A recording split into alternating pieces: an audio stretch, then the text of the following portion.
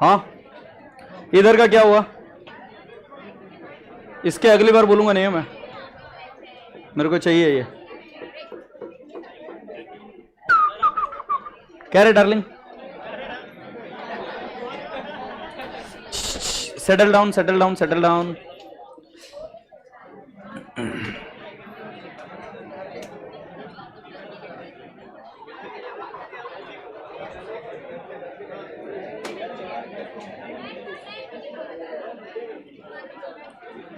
गुड़िया सुनो ना, उस तरफ से बैठो, उधर जाकर, उधर जगह है, आराम से जाओ,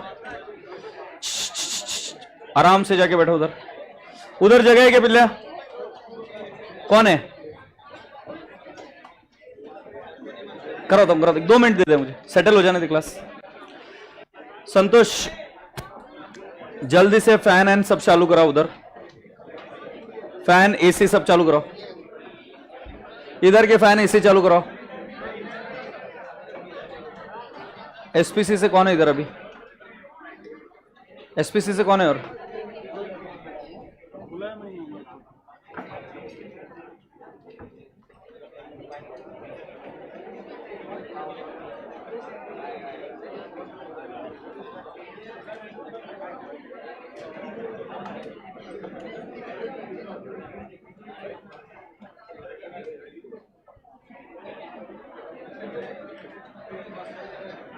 स्ट्रीम चालू की क्या? स्ट्रीम चालू किया क्या? पंकज भाई, हेलो, किसी को भेजो ना ऊपर यार, क्लास मैनेज करने के लिए कोई नहीं इधर, तुरंत भेजो। वो प्रोजेक्ट वो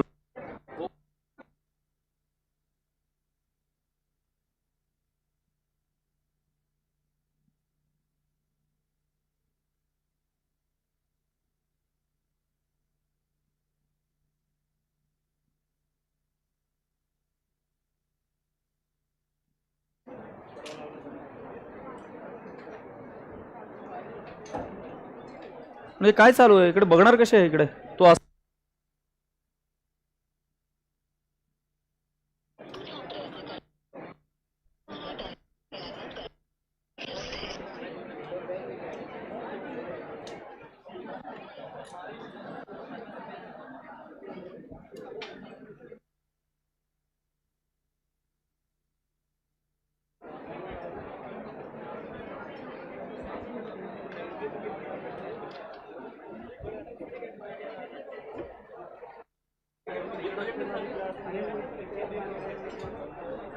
ये मजाक चालू है क्या रे क्लास में? कौन है ये? किसने डिसीजन लिया है प्रोजेक्टर नहीं चालू करने का? मेरे को क्या समझ में आ रही है क्या बात? मैं लेने के जाऊं क्या? मैं क्लास छोड़ के जाऊंगा अभी? जो है उसको बुला के लेके आओ और चालू कर।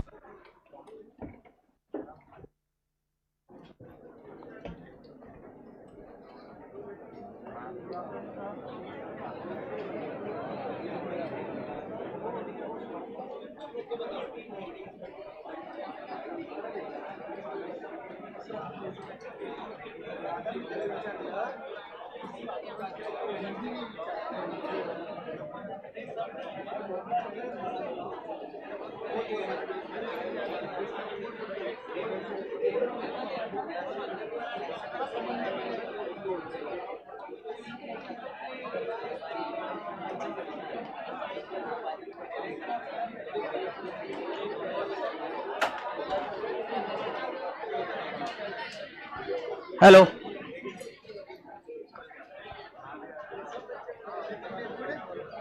वो प्रोजेक्टर शुरू होगा या नहीं होगा मुझे चाहिए फीडबैक, अभी मेरे को अभी चाहिए चालू। और थोड़ा क्लासरूम में यार कर रखा करो यार, कैसा मैनेज करने का? फैन चालू करने के लिए कोई नहीं आया था आयुष इधर, एसी बंद है, कैसा बैठेंगे ये? भाई मेरा पारा बढ़ने के पहले खत्म कर दो किस्सा, कि बाद में तुमसे और नहीं होगी। यही दम पे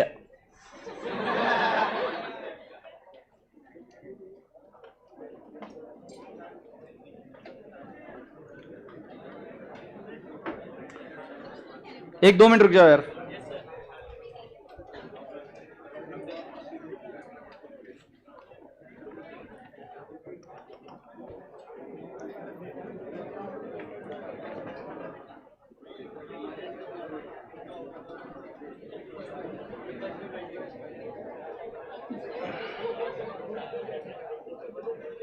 आज का दिन कैसा रहा तुम्हारा? खाना ना खाया? कौन से रसगुल्ले ने खाना नहीं खाया? खाना खाया? क्यों नहीं खाया बे?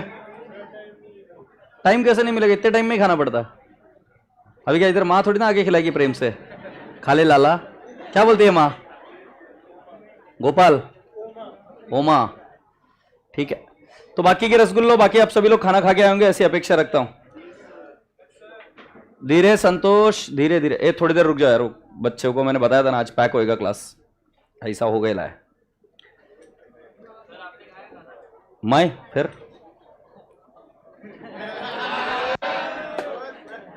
I eat very early. I eat very early. So I eat after some time. ऐसा regularly.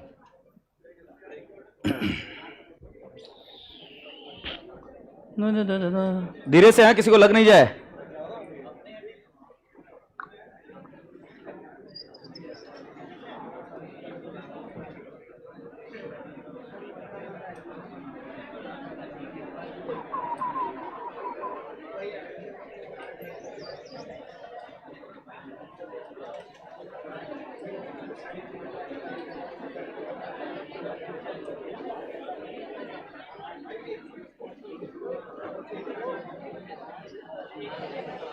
उधर चले जाओ, उधर जगह, उधर जगह, उधर चले जाओ,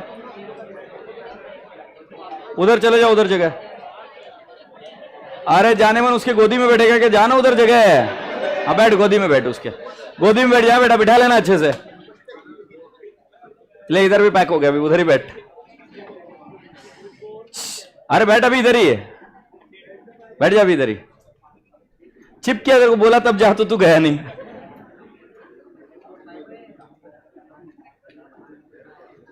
भाई कैसा उठाएगा?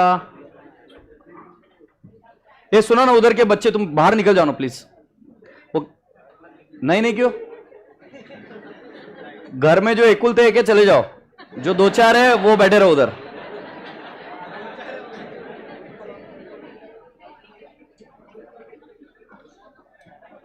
भारत में जनसंख्या बहुत है।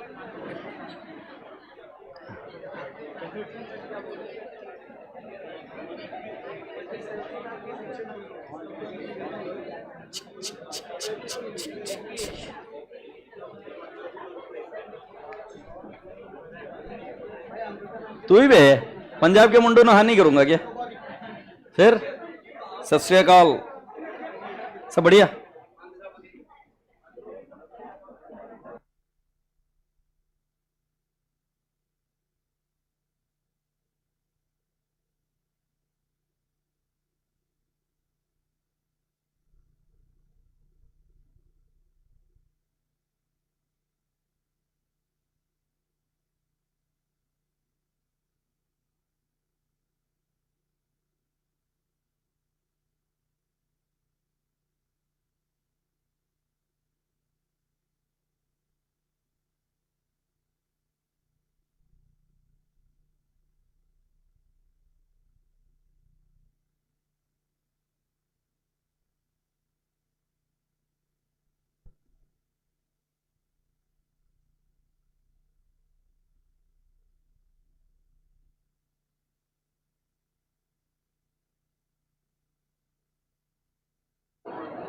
हेलो, स्ट्रीमिंग चालू कर भाई। बस तेरे को चाहिए था ना?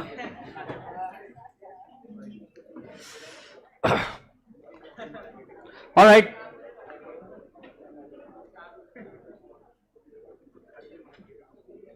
जहीर भाई प्रोजेक्टर चालू कर रहा हूं, अभी आ रहा है ना?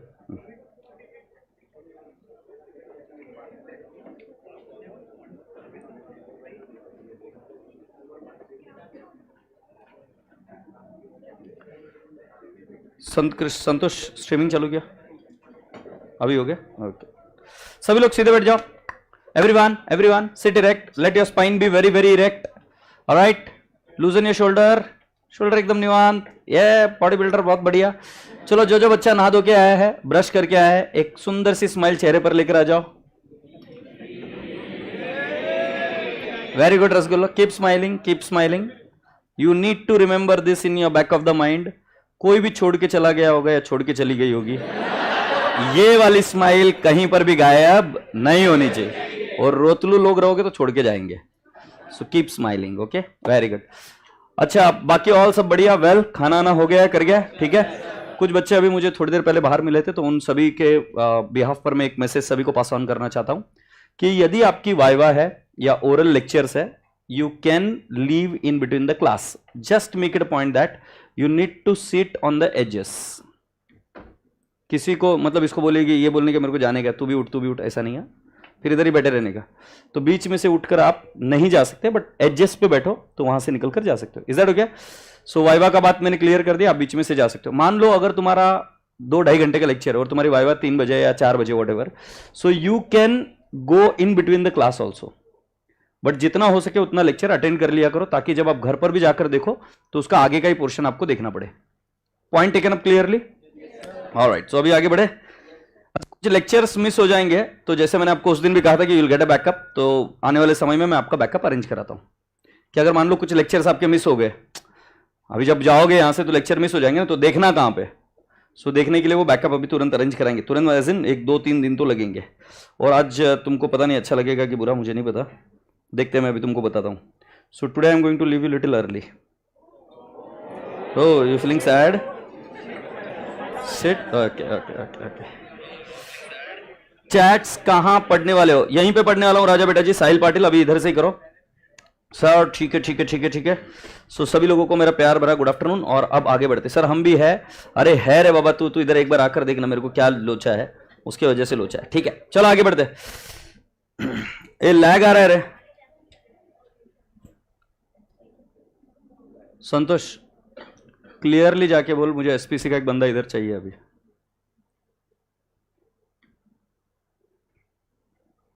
क्लियरली जाके बोल, आई वॉन्ट समबडी हियर। कोई तो एक जन बच्चे को बोलो कि लेक्चर देखने के लिए इधर लैग आ रहा है। मैं अगर छूट जाएगा मेरे का तो कैसे देखेगा मैं? लैग आ रहा है तो सब चीजें चेक करो। इधर इधर से इधर कोई चाहिए, और कोई नहीं जाएगा अभी यहां से जो बैठा है वो। नो लैग, ओके ठीक है। चलिए राजा बेटा जी, नहा के धोके तो आए होंगे अभी। अभी एक प्यार बेटा, क्या हुआ? कब? हाँ, ओ, तो डॉक्टर को दिखाया? गाड़ी चलाते हो? पुणे के हो, कहाँ के हो? मम्मा को बोला झंडू धीरे चलाया करे यार, सामने वाले की गलती थी, ऑटो वाले की। ध्यान रखा करे, इसी चीज की चिंता है। कितना लगा है वो, आंख पर लग जाती तो। चलिए लिखे, ए रसगुल्ले, टॉपिक का नाम लिखे।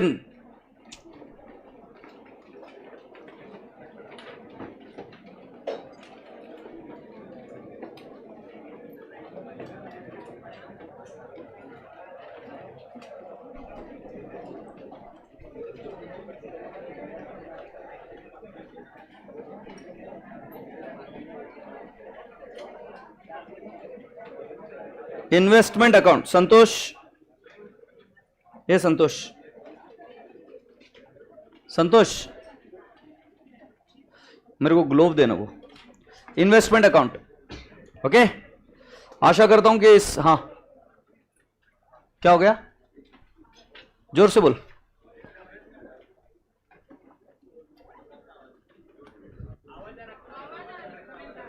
बेटा मैंने बोला है, मैं बुलाया हूं। स्वप्निल सर को भी मैसेज डाला है, आज इतना लेक्चर लेने दो, इसके शाम तक, इवनिंग तक हो जाएगा सॉर्ट आउट, ठीक है।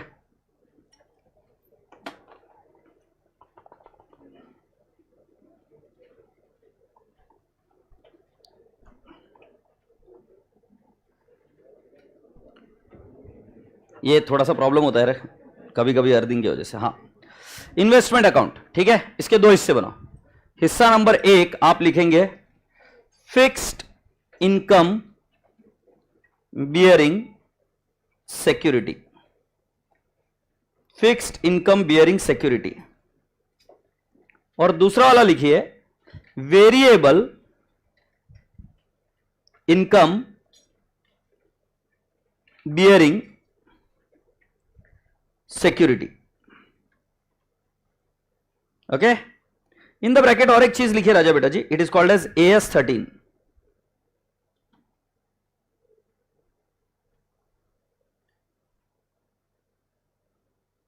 AS13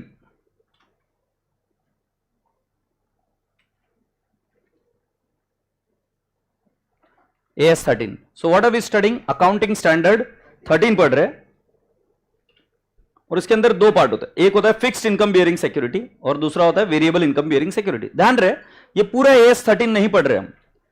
in this topic which is practical in nature, इसमें जो टाइप के क्वेश्चन आते हैं उसके बेसिस पर मैंने क्लासिफिकेशन दिया है. जैसे ही ये स्टैंडर्ड खत्म होगा और आगे हम दोबारा AS13 पढ़ेंगे, सो दिस टॉपिक में भी will be studying twice AS13 के रूप में, और एक हम पढ़ेंगे बेटा जी investment accounting in form of this practical question जो हमने चैप्टर वाइज क्लासिफाई किया. तो अगर तुम इसको मॉड्यूल ओपन करोगे तो आपको ये टॉपिक कैसे देखने को मिलेगा, AS13 में भी मिलेगा, और जब आप प्रैक्टिकल क्वेश्चंस के एंगल से देखते हो एक टॉपिक के नाम से भी इन्वेस्टमेंट अकाउंटिंग दिखेगा. समझे कि नहीं समझे? ऐसे एक नहीं, ऐसे दो तीन टॉपिक है आपके इसमें. एक है cash flow statement. Cash flow statement एक अलग टॉपिक भी है और कैश फ्लो स्टेटमेंट एएस है, मतलब है दोनों चीजें एक ही, बट राजा बेटा जी इसको पढ़ने का तरीका अलग होता है. जैसे एएस मैंने आपको बताया था first question is very compulsory. ये कितने मार्क्स के लिए आता है? 5 marks. 5 marks each. I mean 20 marks what you saying is right, but 5 marks each. तो जब एएस का पर्सपेक्टिव होता है हमारा तो हम 5 मार्क्स के हिसाब से टारगेट करते हैं. बट जब इन्वेस्टमेंट अकाउंट अगर हम देखेंगे राइट, जो प्रैक्टिकल के एंगल से आता है, चैप्टर के एंगल से आता है, it comes for around 10 to 20 marks one question. So 20 marks के लिए भी इस पर क्वेश्चन आया हुआ है. Only single question it has come for how much? 20 marks. तो हम एएस और चैप्टर को दोनों को अलग अलग डील करेंगे क्योंकि दोनों का ऑब्जेक्टिव रिक्वायरमेंट अलग अलग है. Point taken. ओके, सो अभी मैं आपको क्या पढ़ा रहा हूं? चैप्टर पढ़ा रहा हूं. AS13 की जो जो चीजों की जरूरत पड़ेगी वो सारी चीजें मैं आपको बताऊंगा. अब पहला पॉइंट है इसमें fixed income. Now what do you mean by fixed income? Very simple. Fixed income का मतलब यह होता है कि जिसके अंदर जो आपको मिलने वाली इनकम है वो फिक्स्ड है, like interest. Like what? Interest. बचपन में एक टॉपिक पढ़ा था फाउंडेशन में, इश्यू ऑफ डिबेंचर. सो मैं कंपनी हूं और तुम सब लोग कौन है? Debenture holder. मैं कंपनी और तुम सब लोग कौन हो? Debenture holder. मेरे लिए debenture is a liability, debenture is a loan. Loan मेरे लिए लोन है ना, तुम्हारे लिए क्या है? असेट. तुम जब बैंक में एफडी कराते हो तुम्हारे लिए क्या है? असेट. बैंक के लिए क्या है? लायबिलिटी. एग्रीड. सो जब मैं आपको बोल रहा हूं कि fixed income bearing security it is in form of bonds. Government के एनएससी के सर्टिफिकेट निकलते हैं, नेशनल सेविंग सर्टिफिकेट. तुम्हारे लिए वो क्या है? Asset, investment. एग्रीड. सो बेटा जी फिक्स्ड इनकम बियरिंग सिक्योरिटी क्या होता है? जिसके अंदर rate of interest is fixed. You are getting an income which is regular in nature. So for example I can call it as bonds. Agreed. दूसरा क्या बोलेंगे हम? डिबेंचर्स. क्या पे लिख सकते हो? Bonds, debentures, fixed income bearing security, bonds, debentures. Right. Variable income bearing security का अगर आप एग्जांपल दे पाओ तो शेयर्स. Very good. शेयर्स पर क्या मिलता है आपको? डिविडेंड. वो फिक्स्ड होता है क्या? नहीं. शेयर कौन होता है? ओनर. शेयर होल्डर कौन होता है? ओनर. सो बेटा जी ओनर को जो कोई भी प्रॉफिट है वो फिक्स नहीं होते, they are variable in nature and hence the word is variable. So मैंने इधर नाम बोल दिया बेटा जी इक्विटी शेयर्स. हैप्पी. और एक चीज बता दूं, गोल्ड. गोल्ड इनकम फिक्स है कि वेरिएबल है? Variable. Similarly I can give you one more example. If I call you at PP, property, sorry property, जो रेंटल इनकम आपको मिलने वाली है या प्रॉपर्टी का एप्रिसिएशन फिक्स है कि वेरिएबल है? Variable. It can increase, it can decrease, yes और नो. सो राजा बेटा जी इधर अभी के लिए हम एग्जांपल लिखेंगे इक्विटी शेयर हमारे टॉपिक के एंगल से. अब हम एक एक करके डील करेंगे किसको? बॉन्ड्स. Are we ready?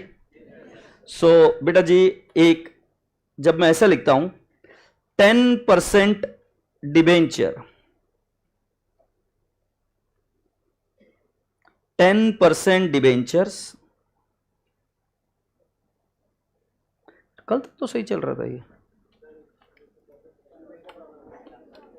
सुबह से प्रॉब्लम है. किसको प्रॉब्लम आ रही है? हर्षद सर ने आईपैड यूज किया? क्या यूज किया? अच्छा. 10% debentures is when I use the word. So बेटा जी what does 10% represent? एकदम बेसिक से चीजें चल रही. सो ये क्या रिप्रेजेंट करता है? Rate of interest. Anyone here from science background जिसको कुछ भी आइडिया नहीं इसके बारे में? कुछ भी आइडिया नहीं है?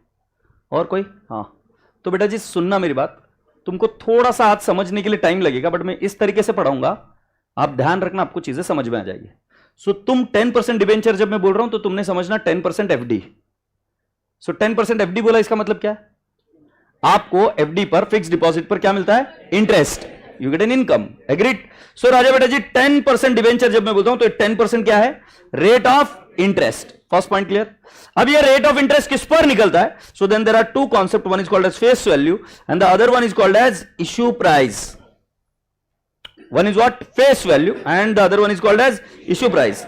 सर मैं कॉमर्स बैकग्राउंड से, but company final account option में छोड़ा था, तो उनके लिए what is face value and what is the issue price? Shall I understand? Shall we understand this? अच्छा मुझे एक बात बताओ, एक शेयर है, उस शेयर के फेस पर जो लिखा रहता है या डिबेंचर के ऊपर जो लिखा रहता है वो 10 है, 100 है, 50 है, 40 है। So this is called as face value.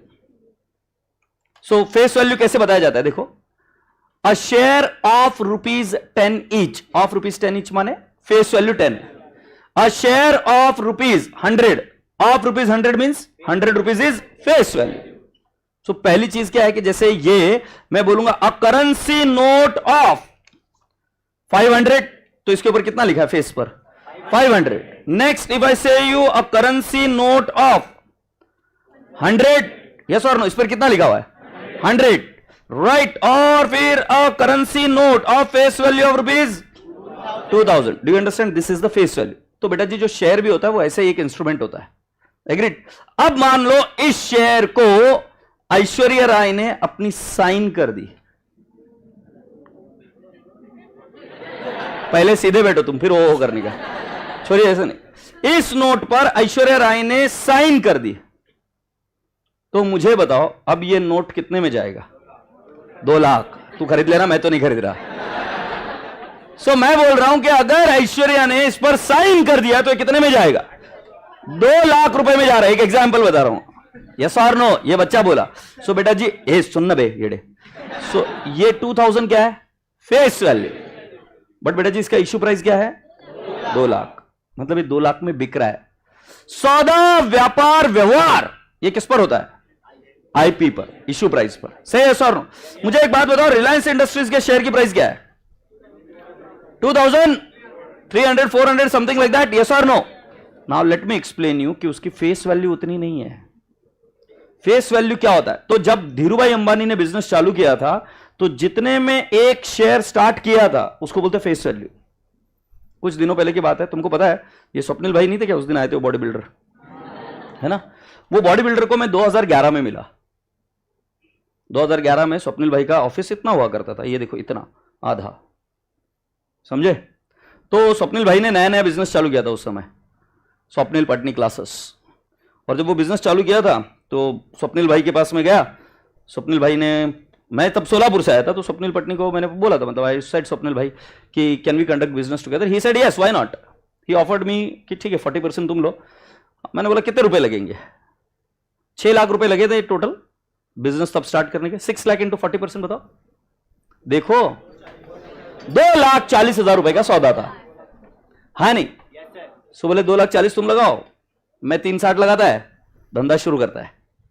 मैं बोला अभी पैसे नहीं, अपना बापू दे नहीं रहा है, यस सर? और दिया नहीं वो अपने बापू ने, तो फिर वो तब कैंसिल हो गया डील, राइट?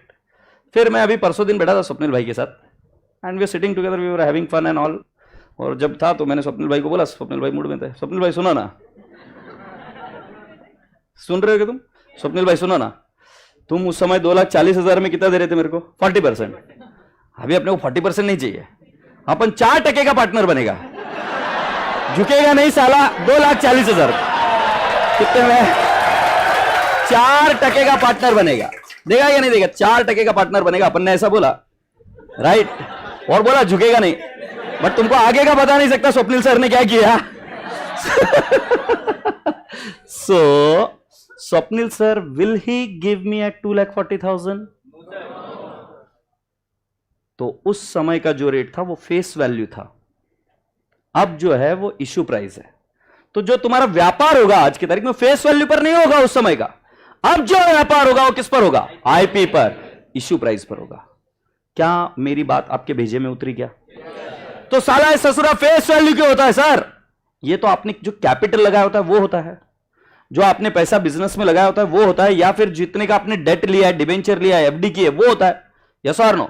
हमेशा ध्यान में रखना, इंटरेस्ट फेस वैल्यू पर कैलकुलेट होता है, डिविडेंड राइट, वोटिंग राइट किस पर कैलकुलेट होता है? फेस वैल्यू पर। This particular condition specially for science background student, right? साहब आपकी एज क्या है? बुरा मत मानो, बताओ ना। हाँ 20 ईयर्स है, वेरी गुड। ये जो अपना ये है ना, वो जो है ना संतोष, वो 40 साल का है ना? तो मुझे एक बात बताओ सर, आप कितनी बार वोटिंग की है? बट अगर मान लो करेंगे तो कितनी बार वोटिंग करेंगे? यार ये क्या बोल रहे हैं, मेरे को नहीं समझ में आ रहा है। तुम डायरेक्टली नहा धो के आए हो ना?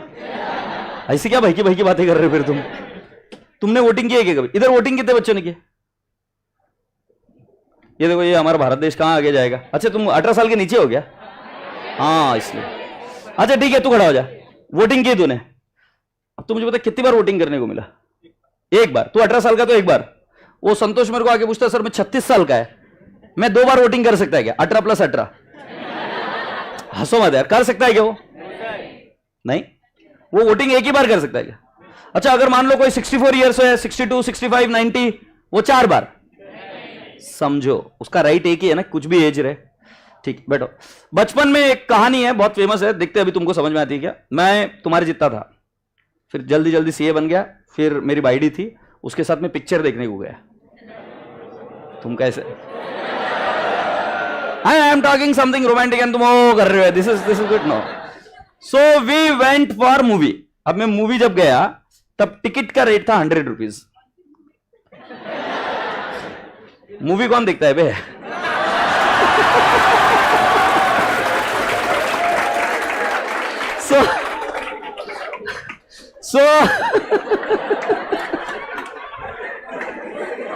so I am saying you, मैं मूवी देखने गया। अरे सुन तो लो मेरी जान। हाँ भाई, बापू से डरना वो रियल इंस्पिरेशन रहता है। मैं तुमको एक बात बताऊं, जिंदगी में जितने कांड करने का, पकड़े नहीं जाने का, ये सबसे बड़ा उसूल समझना। मतलब ये बोल रहा सर लिविंग इंस्पिरेशन, भाई मैं पकड़ा नहीं गया था, बाकी तू देख। सो मैं अभी आपसे ये बात बता रहा था कि मैं और मेरी बाइडी मूवी देखने गए, और उस मूवी में हमने 100 रुपए की टिकट दी। भाई मेहंदी क्लास में है क्या? नहीं, मेरे हाथ पर भी कर दे, मैं इधर पढ़ाता हूं, तू इधर करते रहे। हाँ कमाल करता है यार। सो भाई मैं आपको ये बता रहा हूं कि 100 रुपए का मूवी टिकट था, अभी कोई डिस्टर्ब नहीं करेगा, 100 रुपए का मूवी टिकट था, एंड आई पेड 250 रुपीज। उस जमाने में ब्लैक चलता था, तुमको ब्लैक क्या रहता है कभी समझेगा ही नहीं। हम ब्लैक के पैसे देकर हम मूवी देखने जाते थे, वी वर रियल फैंस। तुम काहे के फैंस पे साले? सो हम 100 रुपीज का ticket, we bought it at what 250। वो मूवी देखी ना, पुष्पा झुकेगा नहीं साला, उसमें वो गर्ल जाती है उसको चिरंजीवी को देखने के लिए, याद है कि नहीं है? वो सेम ऐसा हम ब्लैक में जाते थे। अभी सुनते हो क्या? जिसने मूवी नहीं देखी कोई बात नहीं, मैं जो बोल रहा हूं ये सुन लो। हाँ तो हम ब्लैक में गए थे। अब 100 रुपए का टिकट लेकर मैं गया, मैं उधर चेयर पर बैठा, और चेयर पर बैठने के बाद में सामने वाला मूवी देख रहा है और मैं भी मूवी देख रहा हूं। मुझे बताओ हीरोइन मेरे लिए ज्यादा नाचेगी क्या?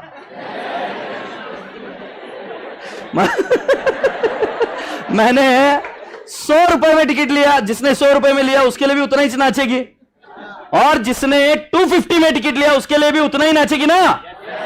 सो बेटा जी समझो बात को, फेस वैल्यू जो होता है ना वो बिल्कुल ऐसा ही होता है।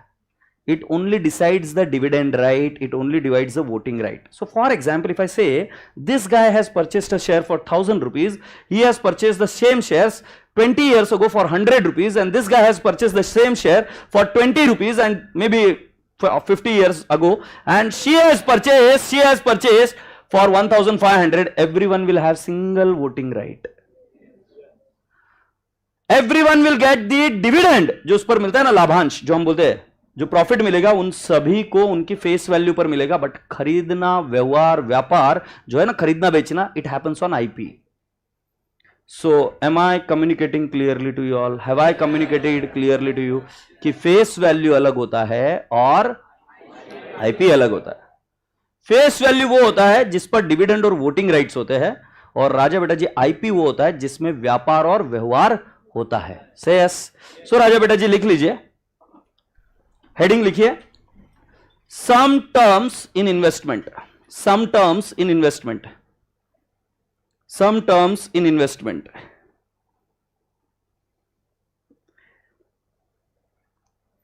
सम terms in investment. First one 10% debentures लिखिए, 10% डिवेंचर्स लिखिए, फिर लिखिए 10% represents, 10% represents rate of interest, 10% represents rate of interest. Second point, second point, interest is calculated on interest is calculated on, interest is calculated on face value, interest is calculated on face value. Okay, next write down, purchase and sale of debenture, purchase and sale of debenture happens at IP issue price, issue price in the bracket कर दीजिए या oblique कर दीजिए market price, happens at market price. अब ये layman terms है, I have not gone into the accurate words. Accurate words में मैं अभी धीरे धीरे जाऊंगा, ठीक है। सो हमने क्या बोला, इट इज बॉट और परचेस्ड और sold at what, issue price. But interest किस पर दिया जाता है, फेस वैल्यू। 10% क्या रिप्रेजेंट करता है, rate of interest. Say yes. अच्छा मुझे एक बात बताओ, किसी को लोन चाहिए क्या यहाँ पे, जल्दी जल्दी बातें करो, किसी को लोन चाहिए क्या, किसको लोन चाहिए, तेरे को चाहिए, आज सताक्षी, ये डॉन है अपनी क्लास के डॉन। ए माइक है क्या रेडी, माइक नहीं, तुम मेरे को लेके क्यों आते हो क्लास में, तुम ले लिया करो कल से। भाई तू लिस्ट बना, प्रोजेक्टर, माइक, और आज इधर ही रुकेगा और क्या है उसका स्टेटस बनेगा, प्रोजेक्टर माइक, ये दो चीजें तो लिख कर ले, मेरे को चाहिए, मतलब चाहिए। अभी मैं क्या करूं, सताक्षी से कैसे बात करेंगे, कुछ माइक का जुगाड़ हो सकता है, नहीं बट वो ऑनलाइन लाइव वालों के पास आवाज गया। थोड़ी देर के लिए सताक्षी बनूंगा और मैं सताक्षी की भाषा में बात करूंगा, बच्चों तक पहुंचने के लिए करना पड़ता है। तो सताक्षी मुझे एक बात बताओ, लोन लेकर क्या करोगे,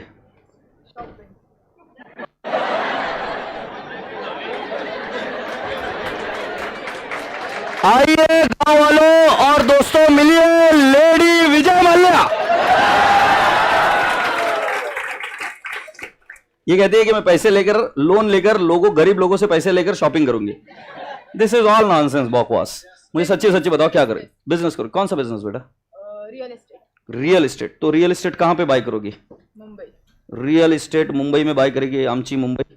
so will write down, real estate का बिजनेस करेगी ये छोरी। थोड़ा सा आज लिख रहा हूं, देख समझ लो, हैंडराइटिंग बहुत अच्छी है अपनी, बट साला बिना टच किए लिखना पड़ता है। चट टच किया तो उसको चिड़चिड़ हो रही है आज।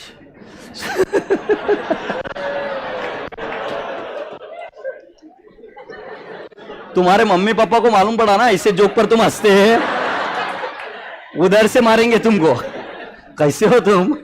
सो मैं आपको बता रहा हूं, ये रियल एस्टेट का बिजनेस करेगी, मुंबई में रियल एस्टेट बाय किया। एग्रीड?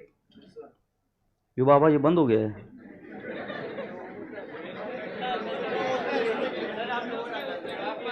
क्या हो गया,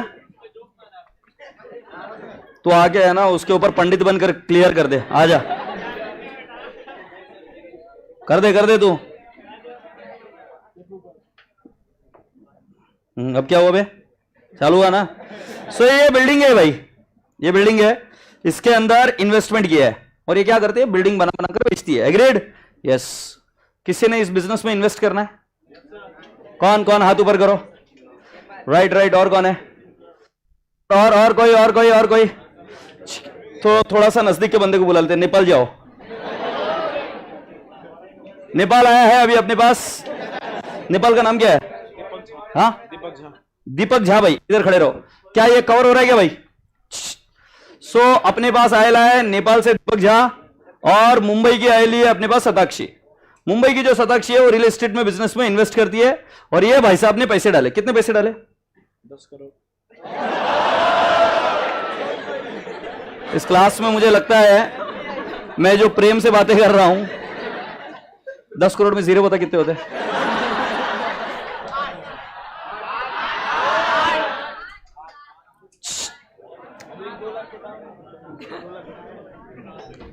सभी लोग जब आप इन्वेस्ट करते हो तो थोड़ा थोड़ा अमाउंट इन्वेस्ट करेंगे. So let's take an example here. 2 lakh rupees. कितना? 2 लाख रुपीज. मतलब भरोसा मानो 2 लाख रुपीज जो इन्वेस्ट किया ना, उसमें बस किडनी बेचना ही बाकी था. मतलब इतना सब निचोड़ कर निकाल दिए थे पैसे. 2 लाख रुपए इस उन्होंने इनको दे दिए. राइट? आप मुझे बताओ, आप इनको क्या देने वाले हो? प्रॉफिट का थोड़ा सा शेयर. नो, मे बी हाँ, maybe you are going to give what? Interest. ठीक है, मैं वापस से समझाऊं. ये झा साहब ने इन्वेस्ट किया है इनकी कंपनी में वाया डिबेंचर, मतलब लोन दिया है. सो जब लोन देते तो सताक्षी हम उसके ऊपर इंटरेस्ट देते हैं, ना कि प्रॉफिट. एग्रीड? सो इन्होंने इन्वेस्ट किया इस कंपनी में and she is going to pay interest. मैं सुनना चाहता हूं इंटरेस्ट किस पर दिया जाता है? डिबेंचर. बट किस पर? फेस वैल्यू पर कि इश्यू प्राइस?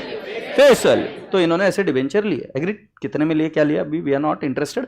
इनके लिए वो क्या है? इन्वेस्टमेंट झा साहब के लिए. और सताक्षी के लिए क्या है? It is N liability, loan. ठीक है. अब मैं बताऊं, तुम्हारा नाम क्या बताया था बेटे तुमने? दीपक भाई है ये. ठीक है, ये दीपक की एक बाइडी है.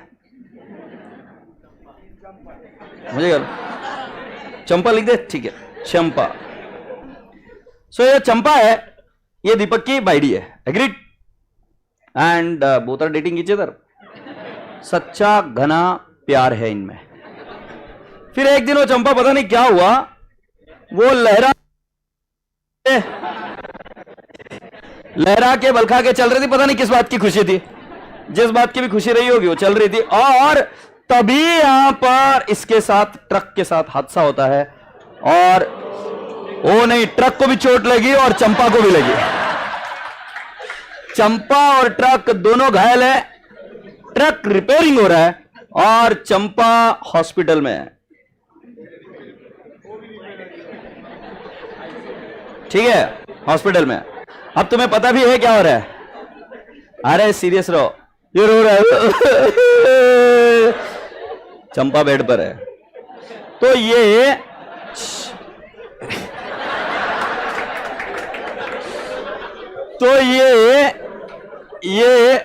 इधर आना, ऐसा मेरे को हिंदुस्तान पाकिस्तान जैसा लगता है कई बार. इधर से आवाज आती, उधर से आवाज आती है, ऐसा. सो हुआ क्या, ये सताक्षी के पास गया और ये बोलेगा मला पैसे द्या, मेरे को पैसा चाहिए. तो मुझे बताओ, can Satakshi pay back 2 lakh rupees? Think and give me. No nonsense answer now, नहीं तो इज्जत की परवाह मत करो. Can she make the payment? Be practical. Why she can't make the payment? She has invested where? She is focused on her business.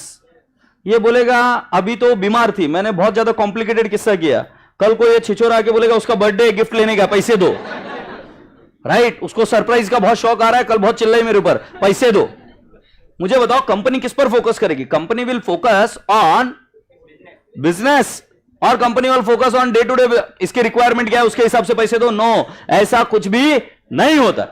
So then Satakshi decided that you will be getting what? Interest on. Hello, you will be getting interest. Santosh, खरंच तुला व्यवस्थित वाटतंय सगळं? नहीं, कोई हंसेगा नहीं.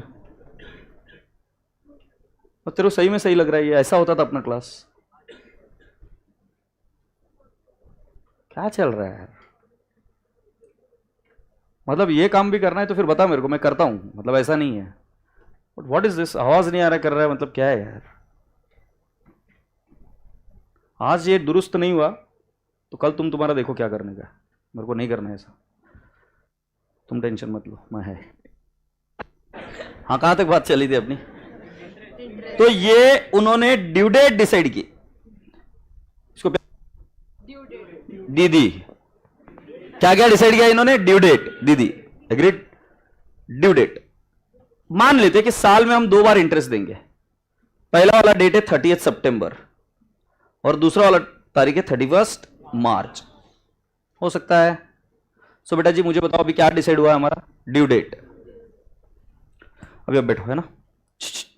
मेरा mobile कहाँ गया, ये रहा।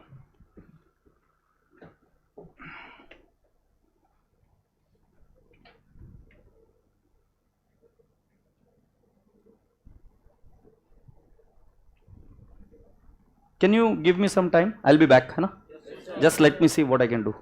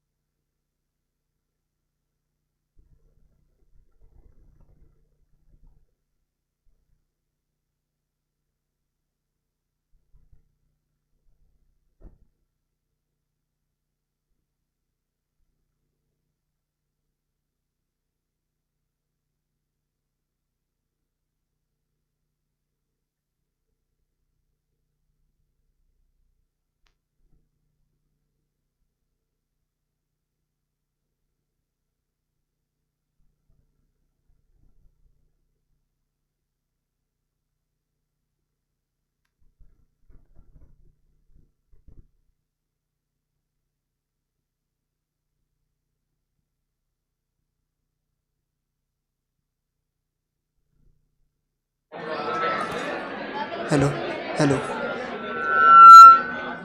Hello hello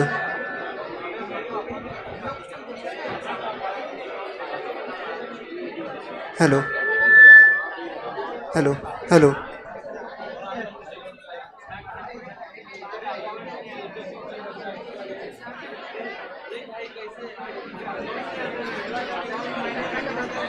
hello hello hello hello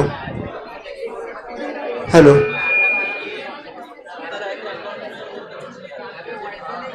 hello hello hello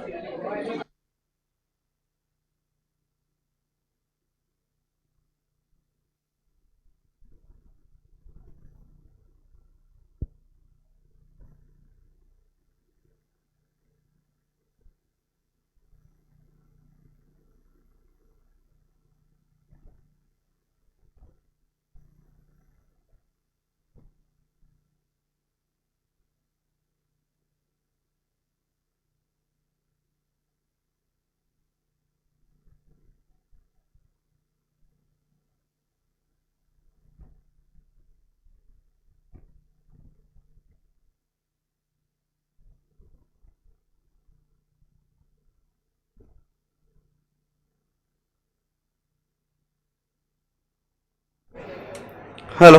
हाँ. Now it's okay.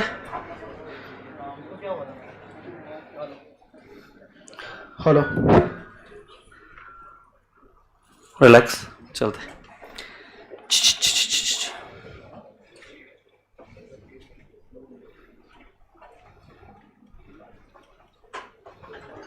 Welcome sir in accounts class. Thank you. चलिए सुनते हैं क्या अभी। मैंने आपको बताया कि शताक्षी के पास वो भाई साहब गए और बोले कि मेरे को पैसा चाहिए। शताक्षी बोली I can pay you only on the due date. What is it? अरे रुक जा, कोई जल्दबाजी नहीं। I can pay you only on what? Due date. तो पहला कॉन्सेप्ट मैंने आपको बताया कि बेटा there is a concept of due date. Due date के दिन ही इंटरेस्ट दिया जाता है। Interest can not be paid on any other day. मतलब अगर मान लो तुम इतने सभी लोगों ने डिबेंचर ली और मैं कंपनी हूं, so as a company I am interested in my business. Amazon is interested in their business, Flipkart is interested in their business, yes or no? Tata Motors is interested in their business. I am not interested in giving you the interest apart from the due date. तुम हर रोज एक 2 minute बेटा, अभी आज करो cooperate. क्या है उधर देख अभी यार, तुमको भी ज्यादा हो रही है।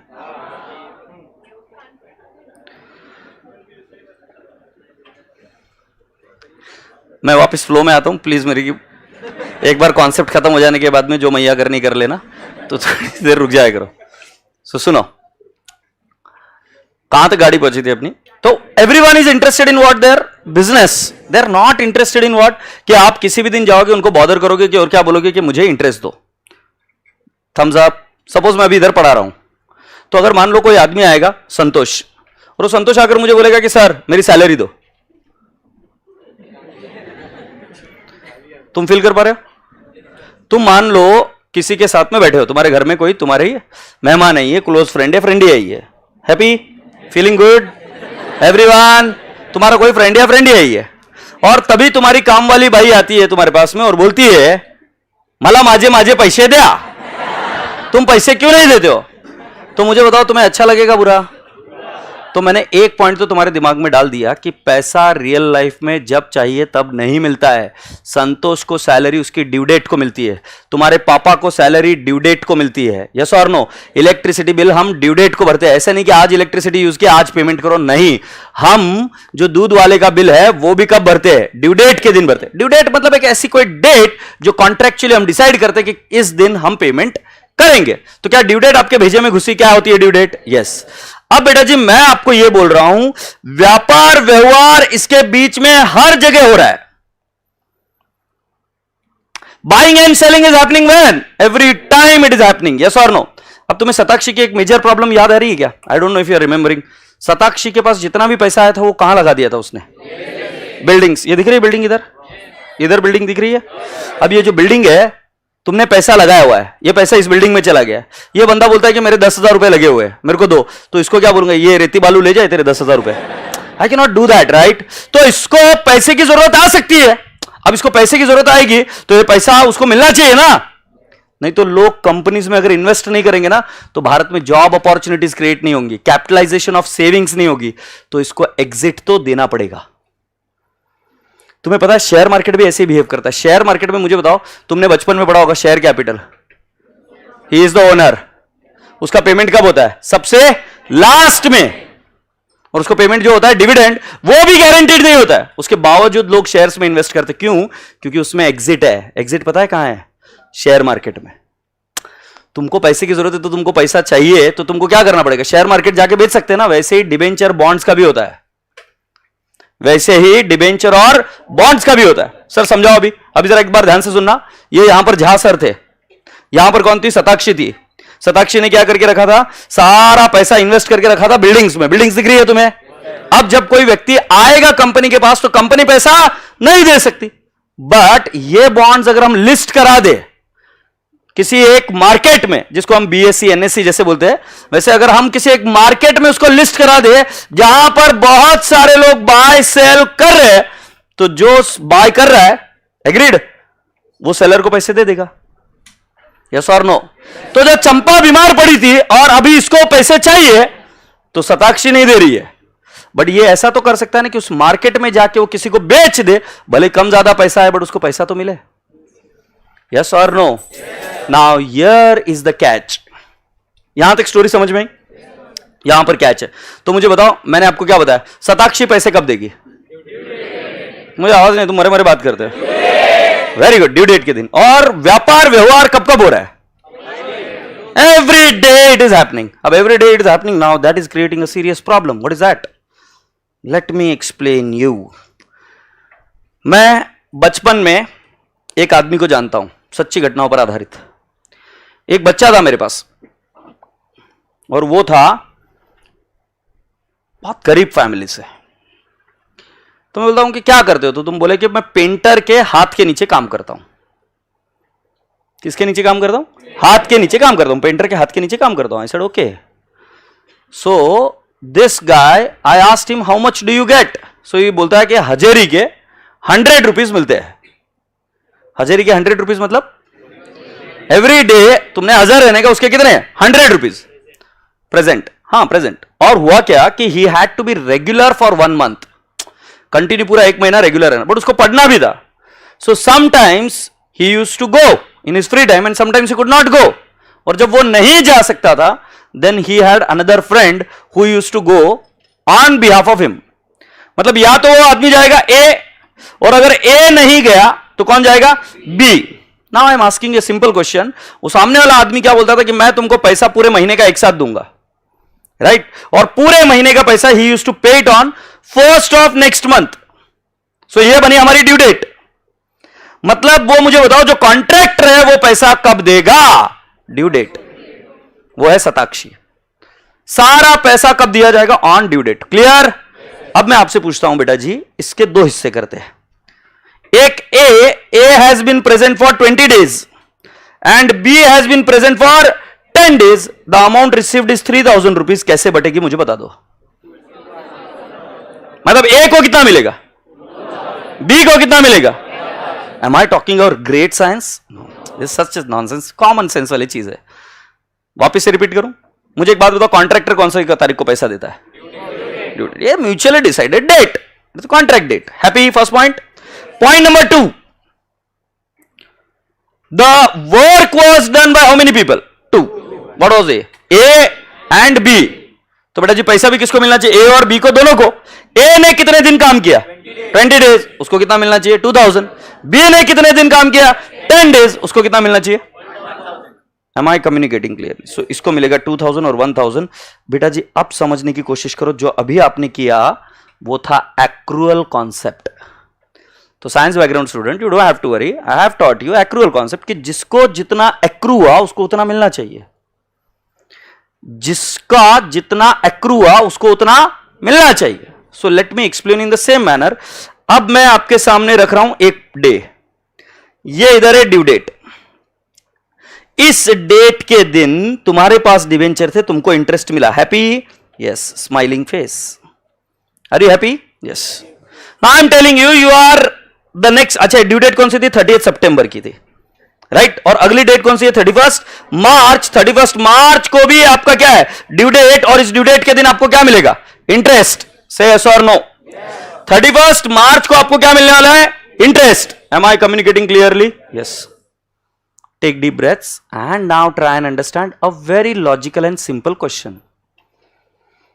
बेटा जी अगर तुम लास्ट तक रहे तो तुमको इंटरेस्ट कितने दिन का मिलना चाहिए? 6 months। सर कैसे 6 months? अक्टूबर, नवंबर, दिसंबर, जैन, फेब, मार्च। जिसको क्वेरी मुझे पूछ लो।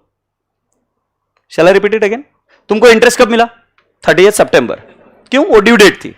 अगला ड्यू डेट कौन सा है? 31 मार्च। तुमको इंटरेस्ट कितने महीने का मिलना चाहिए? 6 months। How did I calculate? October, November, December, Jain, Feb, March. 6 months का मिलना चाहिए। अब हुआ क्या कि तुमने इसको बीच में ही सेल कर दिया। सर कब सेल कर दिया? I have sold it on 1st of December 2021। I have sold. So now comes a question कि मुझे इंटरेस्ट कितने महीने का मिलना चाहिए? कितने महीने का? सितंबर के आगे कौन सा? अक्टूबर, नवंबर। और 1 दिसंबर को बेचा तो उसके आगे किसको मिलना चाहिए? बायर को। हाँ या ना? और राजा बेटा जी लास्ट का इंटरेस्ट किसको मिलना चाहिए? How many months? 4 months। 4 months will belong to whom? Buyer. क्या ये बात समझ में आई क्या नहीं आई? बट बेटा जी मुझे बताओ कंपनी शताक्षी कितने महीने का इंटरेस्ट देगी? अब बेटा जी हमारा पूरा प्लेटफॉर्म रेडी हो गया क्योंकि अब तुम कॉन्सेप्चुअली समझ चुके हो कि रियल लाइफ काम कैसे करती है। So conceptually point number 1, interest is only paid on due date. Conceptually, second thing, to get an exit in the real market, you need to have some market where buy and sell transaction keeps on happening. Concept number 3, which you have understood, that there is a concept of accrual, just like a painter could handle it very easily. So if you are getting 3,000 rupees and 20 days you have worked and 10 days somebody else has worked, then what do? Is you divide the income between both of them. One has got 2,000 and the other one has got 1,000. Agreed? So in the similar logic, I am telling you a very simple fact कि बेटा जी हमारे debenture जो interest bearing है, जिसके ऊपर accrual concept है, वो वाली चीज का हमें इंटरेस्ट मिल चुका है 30 सितंबर का, बट बीच में ही हम उसका बाय सेल कर रहे हैं. क्यों? पैसे की जरूरत होगी किसी को. तो जब बाय सेल हो रहा है, मैंने एकदम इत्मीनान से प्रेम से पूछा कि बेटा जी इंटरेस्ट किसको कितना मिलेगा, तो आपने बताया सेलर को इंटरेस्ट मिलना चाहिए सर 2 months और बायर को इंटरेस्ट मिलना चाहिए कितने months? 4 months. Did I teach you anything? No. You gave me the answer with your common sense. Agreed? So राजा बेटा जी, आज के 2 महीने बाद, अब I am progressing the story. आज के 2 महीने बाद, that is on 1st of December, when the buy and sell transaction will happen, it will happen at, I'll say you, the investment जो बेचा है वो plus interest.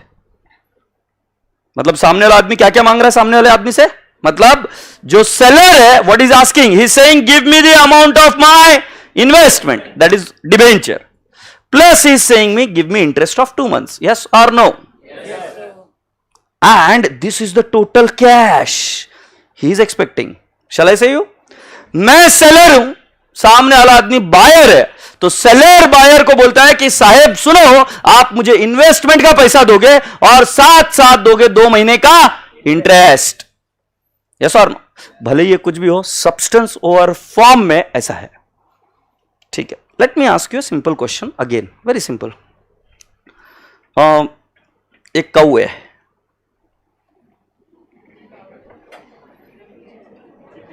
ठीक है? अरे सुनना, गड़बड़ मत. ये कौ है, मैंने बोला ना कौ.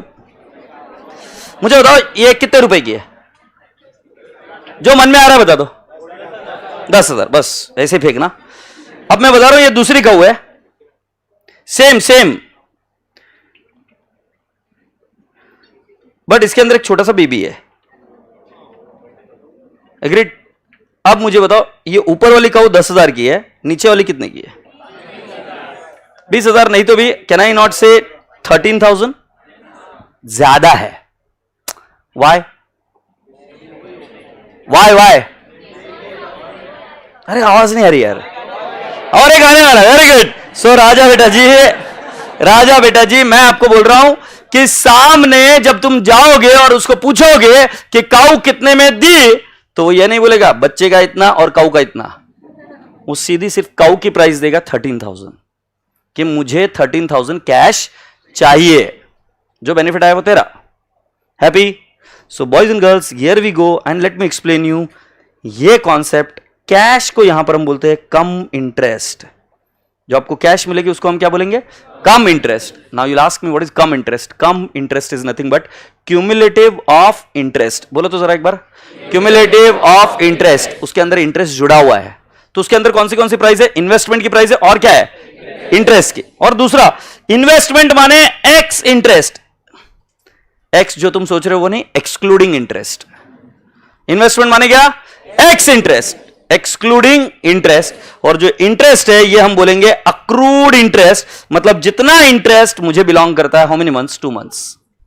सो एक बार वापस बताऊं कि हम कितना पैसा पेमेंट करते हैं cash. It is called as cum interest.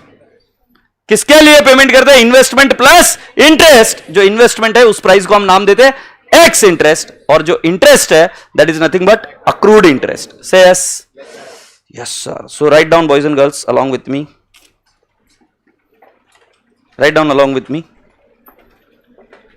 Are we ready? हाँ बेटा. No, you can write down. Yeah. Write down. Come interest. या इसे लिखना है. Come interest is equal to X interest plus cash. Plus interest.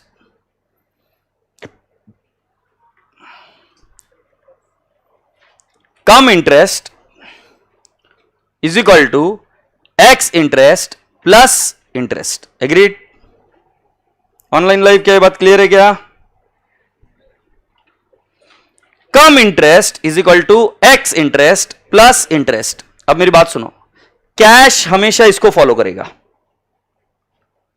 X interest ये investment की account होती है, और इंटरेस्ट ये अक्रूड इंटरेस्ट होता है up to the date of sale और purchase. Accrued interest up to date of sale और परचेस। हाँ, ये साइंस बैकग्राउंड कहां पे, दम पे कौन है, झेपा के तेरे को, समझा सच्ची? और कौन है साइंस बैकग्राउंड? उधर था ना कोई एक, समझा क्या मटर पनीर? हाँ हाँ, 2 मिनट रुक। मटर पनीर समझ में आया क्या? हो छोरी, तो क्या चीज समझ में नहीं है इसमें?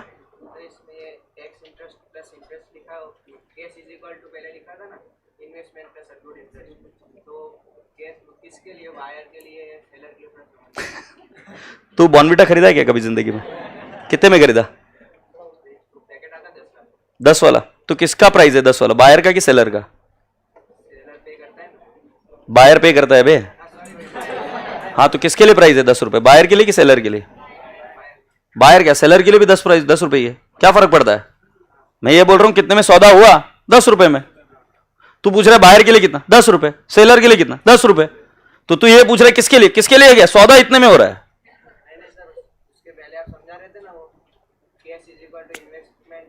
अरे ये रहा बाबा, ये रहा cash is equal to investment plus interest. तो यही पूछ रहा है ना कैश किसके लिए है? तो मैं पूछ रहा हूं जब बॉर्नविटा खरीदी किया तो ये वो कैश किसके लिए? दोनों के लिए। वैसे ही दोनों के लिए भाई, ज्यादा सोच मत, ओवर थिंकिंग बैंड बजा देगा, क्योंकि ये तो क्वेरी मेरे दिमाग में भी नहीं आ सकती। तो समझ रहा है क्या? मैं बहुत कोशिश करता हूं कि बच्चों के लेवल तक जाऊं, बट तू इतना ओवर थिंकिंग करेगा ना तो बैंड बज जाती है। कॉमर्स बच्चों की एक प्रॉब्लम होती है, बहुत ओवर थिंकिंग। कैश किसके लिए? तुम कॉमन सेंस लगाओ, बायर और सेलर के लिए दोनों के लिए एक ही है ना। तुम जाके बुक खरीदोगे, दोनों के लिए एक ही प्राइस है ना, समझे कि नहीं? हाँ, तो ये ट्रांजैक्शन बता रहा हूं कि कैश अकाउंट किसको फॉलो करेगा, तो कम इंटरेस्ट। इन्वेस्टमेंट किसको फॉलो करेगा, तो एक्स इंटरेस्ट। और एक्स इंटरेस्ट क्यों? क्योंकि वो एक्सक्लूडिंग इंटरेस्ट है, तो इंटरेस्ट भी देना पड़ेगा। वो कॉन्सेप्ट, वो पेंटर वाला। एग्रीड?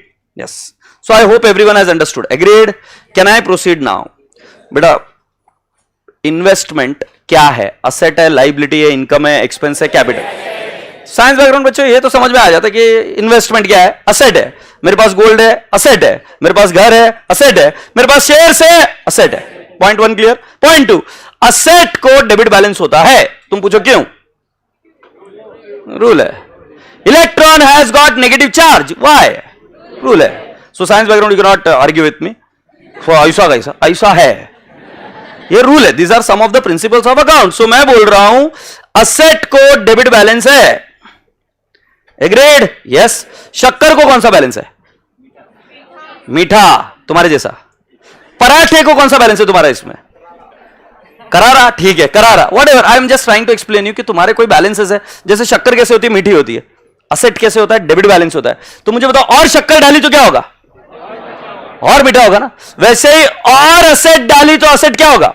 बढ़ेगा। यस और no? So I am just trying to explain you कि असेट को डेबिट बैलेंस होता है।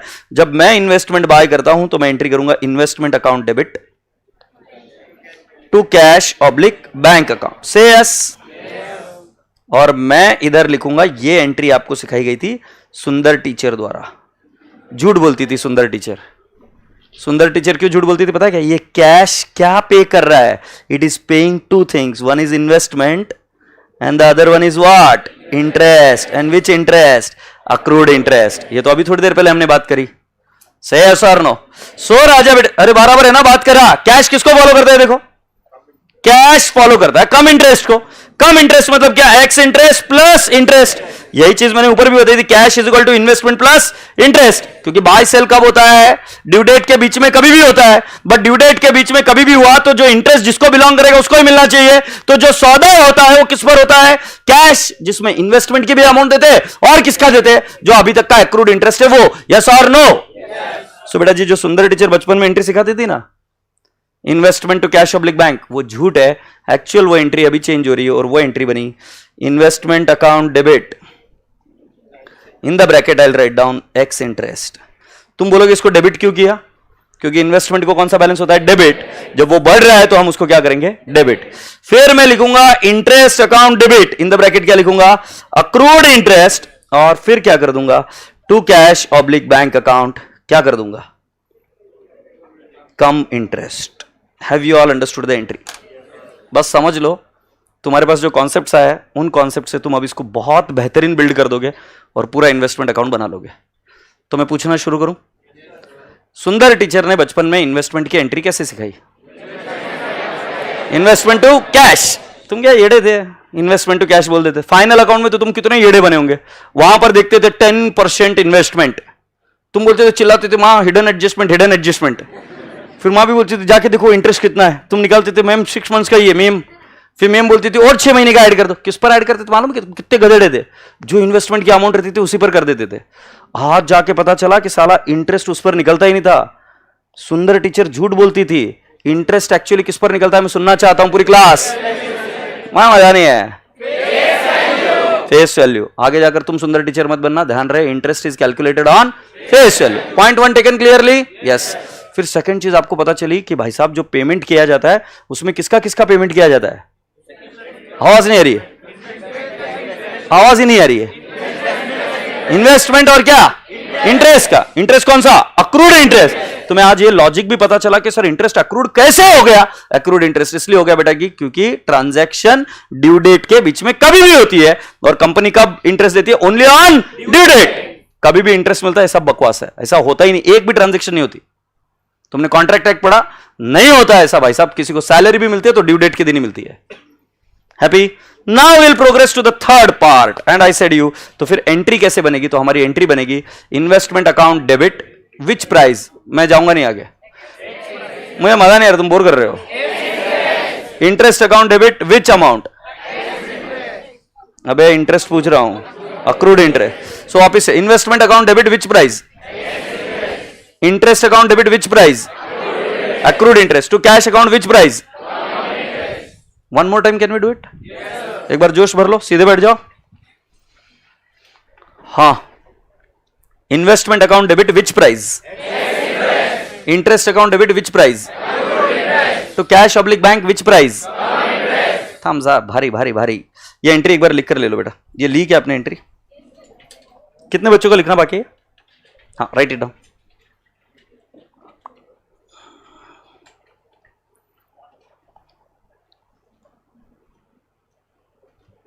इज इट नेसेसरी कि सर हर बार अक्रूड इंटरेस्ट हो ट्रांजैक्शन में? The answer is no.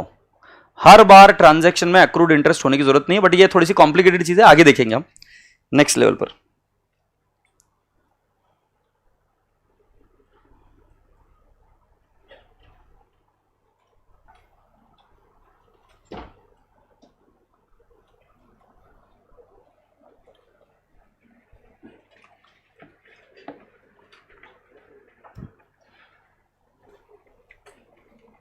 बेटा मेरा कोशिश रहता है हमेशा कि मैं कोई टॉपिक पढ़ाऊं ना तो उस टॉपिक को इस तरीके से पढ़ाऊं कि आपको उसका प्रैक्टिकल एस्पेक्ट क्लियरली समझ में आ जाए. मैं क्या बोला, समझ में आया क्या? उसका प्रैक्टिकल एस्पेक्ट क्लियरली समझ में आ जाए. मतलब मैं कभी ये नहीं करता हूं कि मैं आपको फॉर्मेट बनाकर दिखा दूंगा कि देखो ये फॉर्मेट है. मैं ये कोशिश करता हूं कि आपको उस फॉर्मेट में डिराइव करवा के ले जाऊं कि फॉर्मेट क्यों बना और कैसे बन रहा है, क्या है. तो बेटा जी उसके लिए आपका इन्वॉल्वमेंट चाहिए. और जब तक आपका इन्वॉल्वमेंट नहीं होगा इस चीज को करना लगभग लगभग नामुमकिन है. एग्रीड? तो अभी मैं आपको जो समझाने जा रहा हूं वो फॉर्मेट समझाने जा रहा हूं and we are going to derive it. तो बात उन दिनों की है जब बेटा जी मैनुअल बुक कीपिंग था और अभी हम मैनुअल बुक कीपिंग ही कर रहे हैं. आप आपके नोटबुक में कर रहे हो solve, right? You are not doing anything on software. So we are learning the logic behind the manual bookkeeping जो उस जमाने में होता था. तो जब किसी के पास बहुत सारे शेयर्स, बहुत सारे बॉन्ड्स, बहुत सारे डिवेंचर्स होते थे. सो मान लो किसी के पास में पहली चीज गोल्ड है, किसी के पास में बॉन्ड्स है. बॉन्ड्स मान लो पहला वाला इंफोसिस का है, दूसरा वाला मान लो रिलायंस का है, तीसरा वाला मान लो टाटा का है. एग्रीड? फिर उसके पास कुछ शेयर्स भी है. एग्रीड? तो ध्यान रहे शेयर्स किसके है? रिलायंस के है. दूसरा कौन सा है? अडानी लिख दूं? हाँ अडानी का है. राइट? और भी अलग अलग शेयर्स है. Let's take an example, Tata Steel है. बस बस बस, थैंक यू. ये शेयर्स है. इन सभी के अलग अलग अकाउंट ओपन करेंगे क्योंकि अलग अलग इन्वेस्टमेंट है. Point number 1, you cannot club two investment account together. You will have to create separate account for each and every type of investment. So for example, if you are having Ramesh account, you will create a separate account. For example, you are having Ram account, you will create a separate account. For example, you have got Shilpa account, you will create a separate account. Point one taken clearly. You will create separate account. तो account कैसे बनेगा? मेरे हिसाब से ये account ऐसे बनेगा. Science background अभी ध्यान देना. ये मैंने बनाया इन्वेस्टमेंट अकाउंट. ये इधर डेट है. मेरे हिसाब से मेरी सुंदर टीचर ने मुझे यही सिखाया था कि बेटा जी ये क्या है, ये डेट पर्टिकुलर्स रुपीज. क्या ये फॉर्मेट आपको याद आता है क्या? Very good. सो मुझे एक बात बताओ, जब सुंदर टीचर आपको बोलती थी बेटा सुनो इन्वेस्टमेंट परचेस्ड, सो तुम एंट्री करते थे investment to cash oblique bank. कौन सी तारीख को परचेज किया? लेट्स राइट डाउन 1/4/19 को. सो तुम इधर लिखते थे to cash oblique bank and you are writing down how much? 5,000. Let's take an example. Agreed? Please take up the point very clearly. जब जब आप इन्वेस्टमेंट को बाय करेंगे तो डेबिट में लिखेंगे, जब जब सेल करेंगे तब क्रेडिट में लिखेंगे. Common sense. इन्वेस्टमेंट जब बढ़ रहा है तो डेबिट में लिखेंगे, इन्वेस्टमेंट जब कम हो रहा है क्रेडिट में लिखेंगे. Why? Because we are just creating a ledger account. Say yes. और ledger account is nothing but the replica of what? Journal entry. Investment को डेबिट बैलेंस से बाय करेंगे तो डेबिट में और सेल करेंगे तो क्रेडिट में. Thums up. यस. बट अभी साला क्वेश्चन आ रहा है, सर इंटरेस्ट किस पर कैलकुलेट करते हैं? शुरुआत में ऐसा हुआ था, इंटरेस्ट किस पर कैलकुलेट हो रहा है? आवाज नहीं आ रही है. तुम नालायक जब बचपन में छोटे थे तुम इंटरेस्ट किस पर कैलकुलेट करते? किस पर? तुम इस पर करके आते थे ना. गधेड़े हो गधेड़े तुम. नॉनसेंस. तो फिर सॉरी ओके, इंक्लूडिंग मैं भी गधेड़ा हूं क्योंकि मैंने ही सीखा कुछ कुछ बच्चों को. तो फिर हमने क्या किया, इधर और एक कॉलम जोड़ दिया. क्या कर दिया बेटा जी? एक और कॉलम जोड़ दिया. फिर और एक कॉलम जोड़ दिया. तुम पूछोगे क्यों जोड़ा?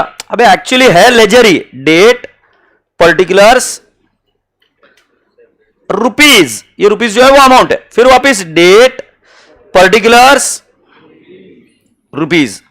तुम क्वेश्चन पूछोगे कि सर कौन से दो नए कॉलम ऐड किए? Very simple. First one which is added is face value. You will ask me why face value is added?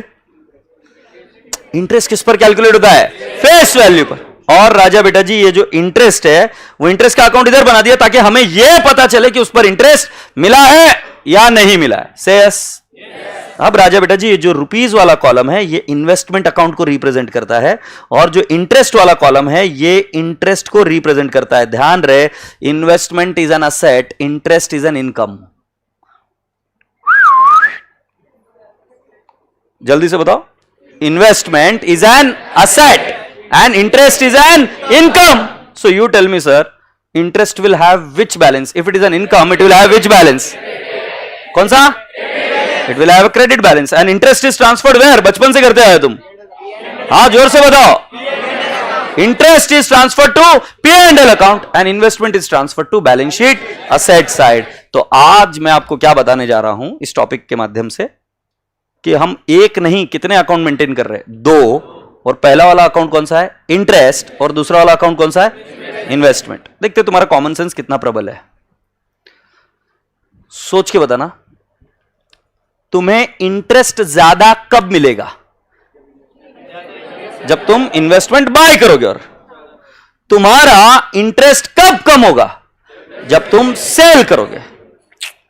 Simple. मैं वापिस से पूछूं, मैंने और इन्वेस्टमेंट बाय किया, I will get more interest. मैंने इन्वेस्टमेंट सेल कर दिया, I will get less interest. वचन दो बच्चों, फेस वैल्यू में एंट्री सिर्फ तब होगी व्हेन यू बाय और सेल. क्योंकि फेस वैल्यू हम क्यों लिख रहे हैं कि हमें यह पता है कि face value represents what? Interest और वोटिंग राइट्स. फेस वैल्यू क्या रिप्रेजेंट करता है? इंटरेस्ट और वोटिंग राइट. ये वाला फिगर कब चेंज होगा इंटरेस्ट का? जब आप बाय कर रहे हो या क्या कर रहे हो? सेल. सो बेटा जी ये फेस वैल्यू वाला जो कॉलम है ना इसमें एंट्रीज कब होगी? बाय कर रहे हो या सेल कर रहे हो? से यस. Happy I guess. और राजा बेटा जी ये जो रुपीज वाला कॉलम है इसमें हमेशा कौन सी प्राइस लोगे? एक्स इंटरेस्ट वाली प्राइस लोगे. कौन सी? Ex. Why ex? Because it is representing what? Investment account. जल्दी से पूरी क्लास बताओ, एक्स क्यों लिखेंगे? Because it is representing what?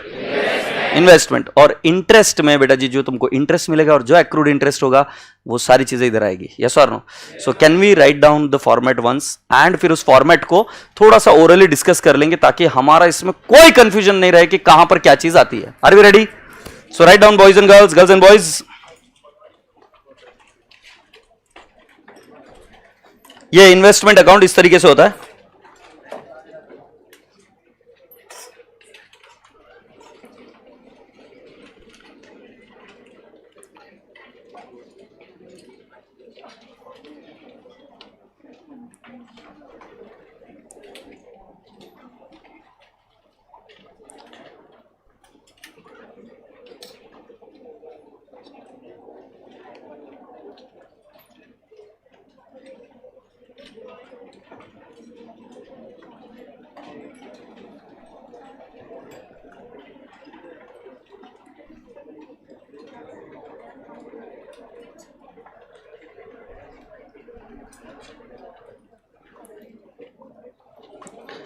Date, particulars, face value, interest, amount. Date, particulars, face value, interest and amount. बेटा बराबर से लिखना, मैं जैसे इधर हाथ टच कर रहा हूं, it is not allowing me to write, but what all I have written, date, particulars, face value, interest and amount.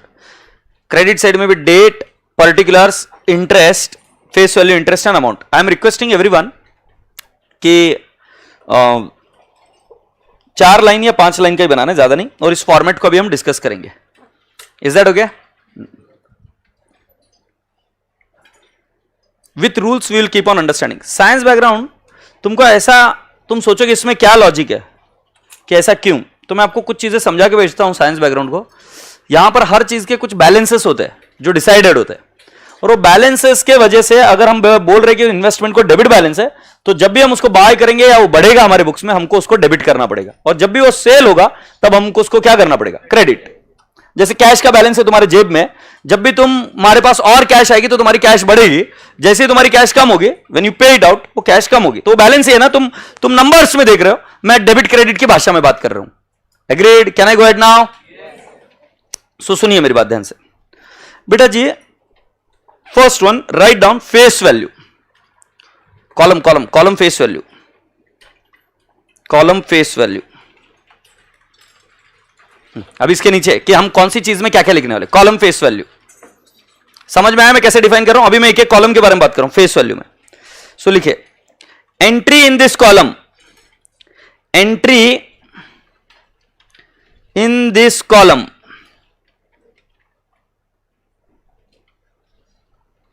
can be done only when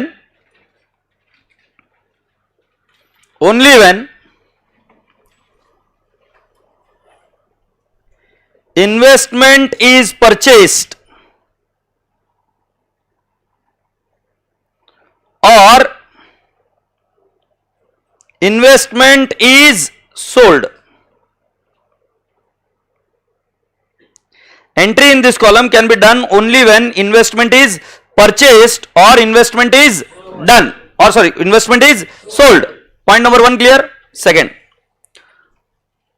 column number 2, that is what? Investment, जो rupees का column है ना, वो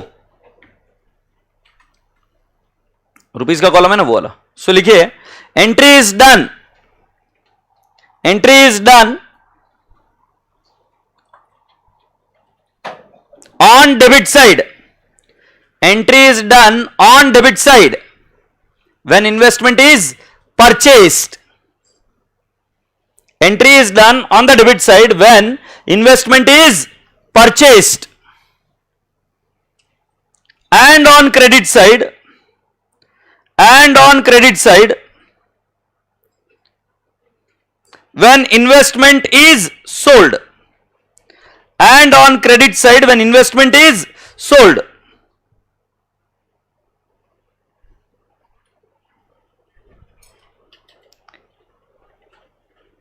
Write down the next thing. क्या बताया, investment में हम कब कब एंट्री करते हैं, when it is purchased it is on the debit side, when it is sold it is on the credit side. Right down the next important point. Entry in this column, entry in this column, entry in this column, अरे यही वही वाला बेटा, column number 2 he. Entry in this column is always done at, is always done at, बोलो कौन सी price, मैंने ऐसे बताया, मैंने कोई प्राइस का नाम दिया था, पूरी क्लास जोर से नहीं बताएगी. मैंने क्या बोला, इन्वेस्टमेंट में कौन सी प्राइस पर हम एंट्री करते हैं, एक्स इंटरेस्ट. सो लिखिए always the entry is done at ex interest.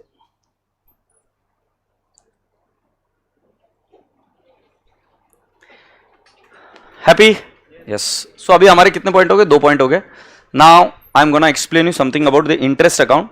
So column number 3 लिखिए, कॉलम नंबर 3, जितना अभी तक हमको पता है उतना ही लिखेंगे. Column number 3, interest year is an income, interest year is an income, interest year is an income. Interest यहां पर क्या है, ये इनकम है. And where will it get transferred, P and L. So write down, income will get transferred to, income will get transferred to, income will get transferred to P and L account.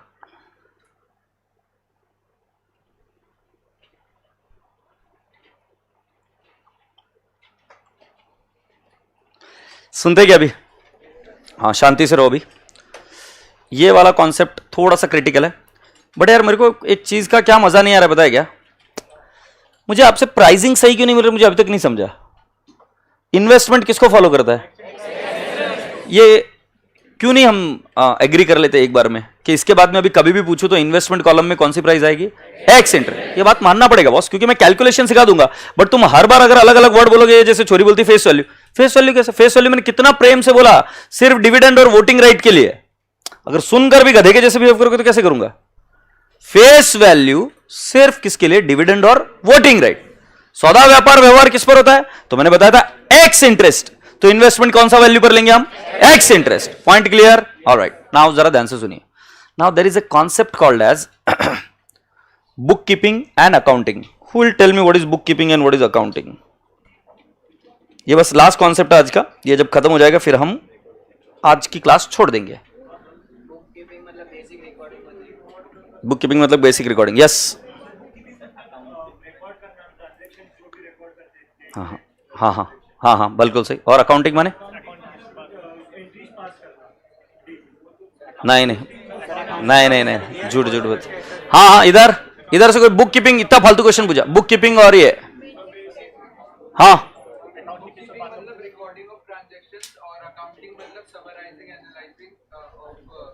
very good, but can you give me an example of it, if you were to see in the real life bookkeeping and accounting. तो ये क्या बोला, bookkeeping माने day to day recording of the transaction, और accounting माने summarising, finalising, right, interpreting, analysing, this all things come into accounting. So can I ask you one thing, can you give me an example of this.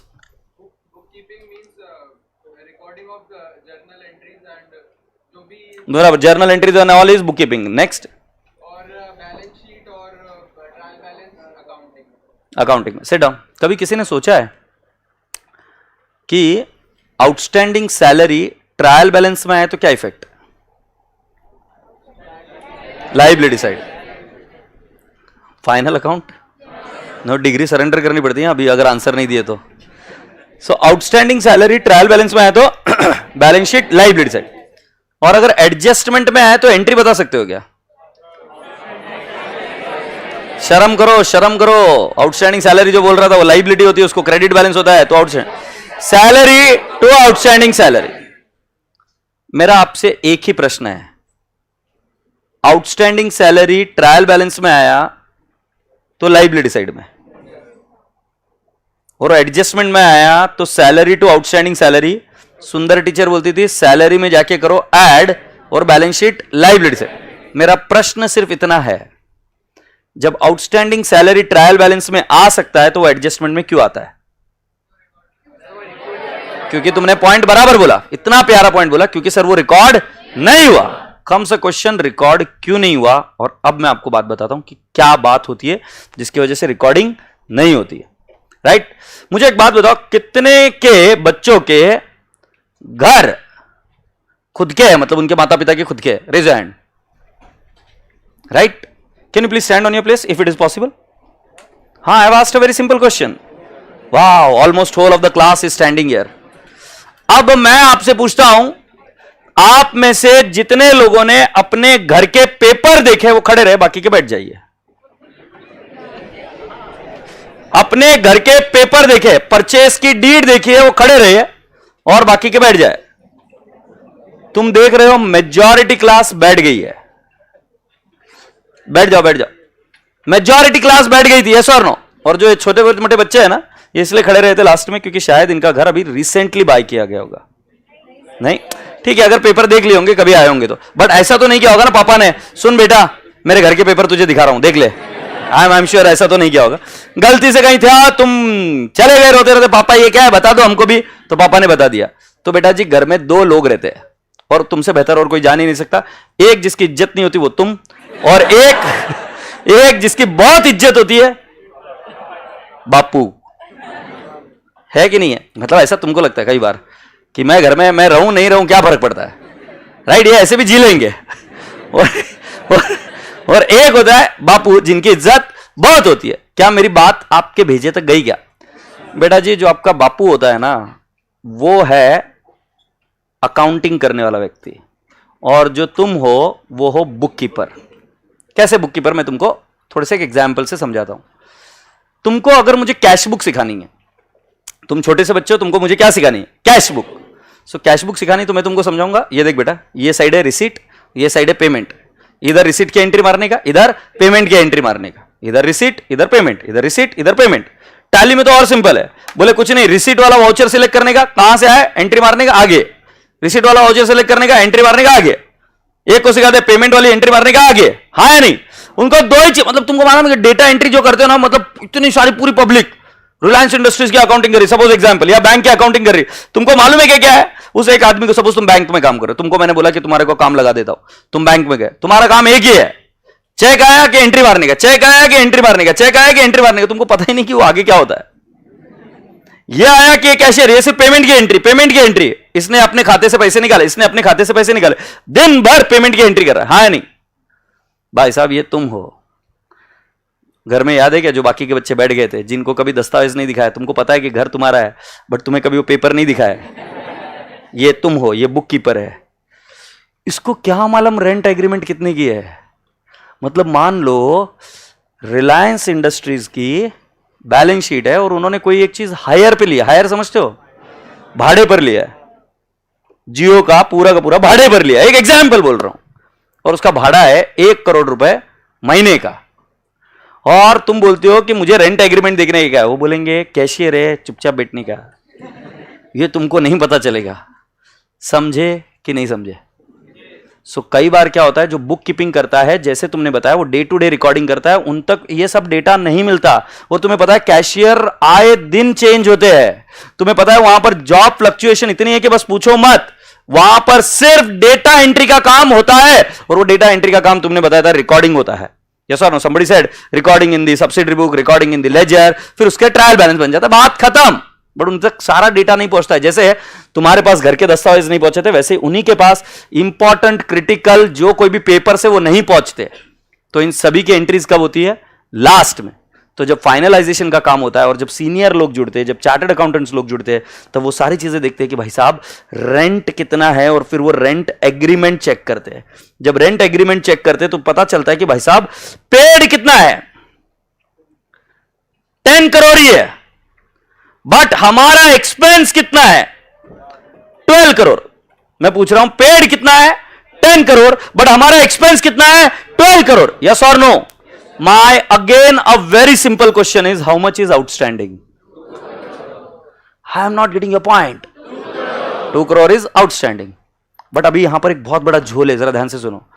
एक है accountant, उस accountant को कुछ नहीं, मतलब इतना ज्यादा पता नहीं, उसको दस्तावेज वगैरह कोई देता नहीं, डॉक्यूमेंट्स कुछ देता नहीं, तो एंट्री करता है rent to cash oblique bank, say yes और नो, वो कितने की एंट्री कर देता बेटा? 10 10। ये एंट्री किसको नहीं समझ में आ रही, हाथ ऊपर कर दो, क्योंकि मुझे ना अंडरस्टैंड कि what level this class is eight.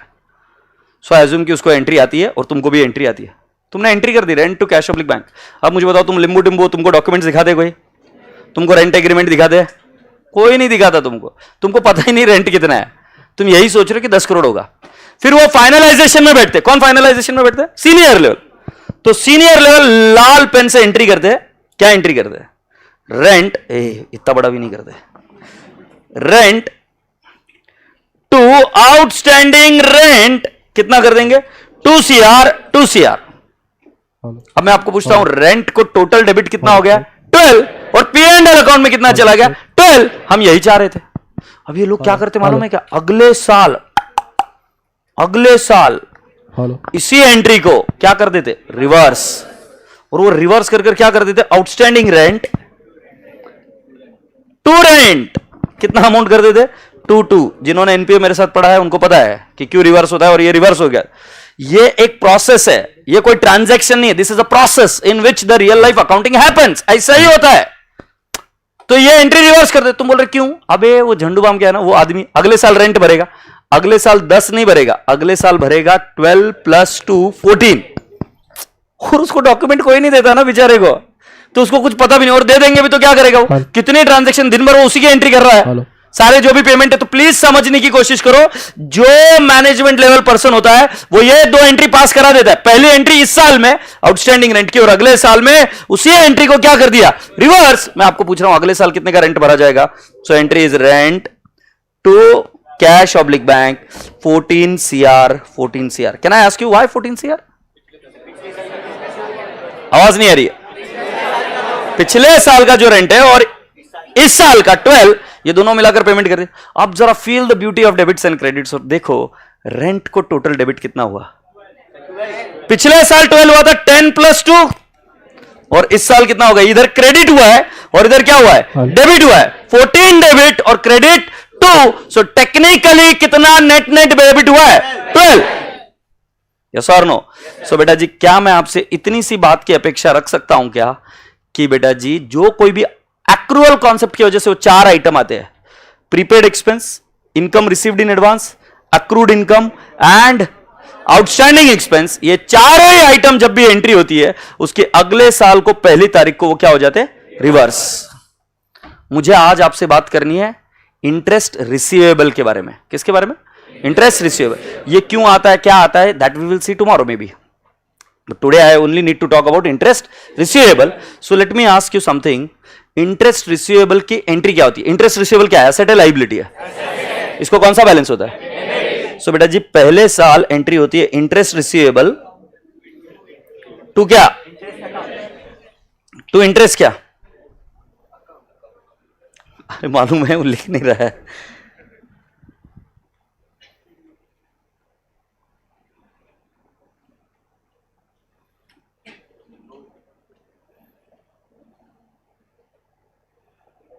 Interest receivable to what?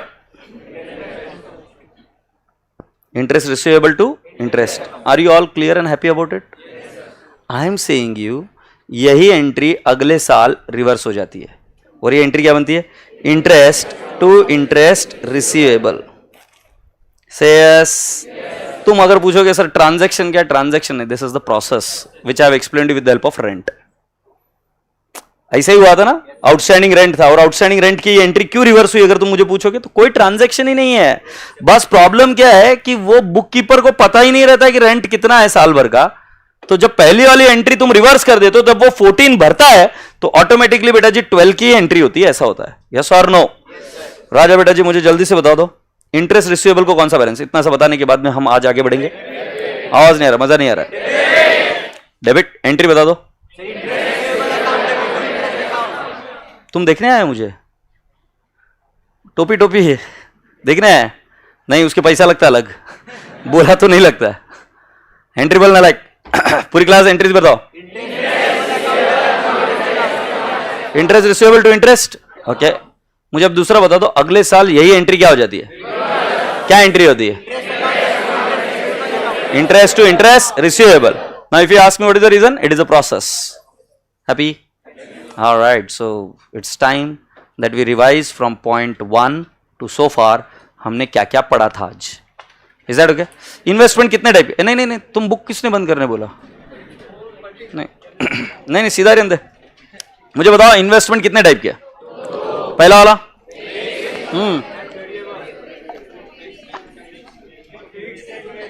Fixed and fixed माने इनकम फिक्स रहती है या चेंज होती रहती है? So example bond, debenture etcetera. In other words interest bearing. Agreed? So fix income bearing और दूसरा कौन सा होता है? Variable income. मैं कौन सा पढ़ा रहा हूं आपको? फिक्स पढ़ रहे हैं हम. ठीक है, उसके बाद में हम नीचे गए तो हमने बताया कि 10% debenture. So 10% represents what? Interest. Debenture हमारा क्या है? इन्वेस्टमेंट. और जो उसकी अमाउंट है वो कौन सी प्राइस है? कितना प्यारा है. पूरी क्लास क्यों नहीं बता रही है? वचन दो मुझे. इन्वेस्टमेंट हमेशा कौन सी प्राइस पर होता है? X interest. एग्रीड? ये फेस वैल्यू पर क्या निकलता है? डिविडेंड या वोटिंग राइट और इंटरेस्ट. बट बेटा अभी हम बॉन्ड्स की बात करें तो हम क्या बोलेंगे? सिर्फ एक ही शब्द, इंटरेस्ट. तो फेस वैल्यू पर क्या निकलता है? इंटरेस्ट. आइला, मुझे एक बात बताओ, हम टोटल पैसा कितना देते हैं उनको? अगर हम कभी भी बाय करते किसी से तो टोटल कैश कितना देते हैं? कम इंटरेस्ट. कम इंटरेस्ट माने का फॉर्मूला क्या? Cum interest is equal to ex interest plus accrued interest. ये मैंने एक पेंटर के एग्जांपल से आपको चीज समझाई थी. अच्छा, पेमेंट हमेशा कौन सी दिन को होता है? कभी भी. कंपनी क्या हमेशा हर रोज पेमेंट कर सकती है? नहीं. Payment can only be done on the due date. और क्योंकि पेमेंट ड्यू डेट के दिन होता है इसके वजह से प्रॉब्लम होती है, क्योंकि बाय सेल रुकता है या चलता रहता है. सभी लोगों को प्राइजेस या पैसे की जरूरत पड़ सकती है कभी भी. तो जब पैसे की जरूरत पड़ती है तो उनको एग्जिट मिलना चाहिए. और एग्जिट मिलने के लिए मैंने आपको बताया कि मार्केट्स होते हैं जिसके अंदर आप बाय या सेल कर सकते हो. अब जब तुम पूछो कि बाय या सेल कर सकते हो तब वो कौन सी प्राइस पर होता है? तो वो कैश कौन सा अमाउंट रिफ्लेक्ट करता है? X interest plus interest. Yes और नो? उसको हम क्या बोलते हैं? कम इंटरेस्ट. कम इंटरेस्ट का पूरा long form cumulative of interest. Ex interest का long form excluding interest. Agreed? Then I went on slow and study and understood the format. तो format क्या क्या है?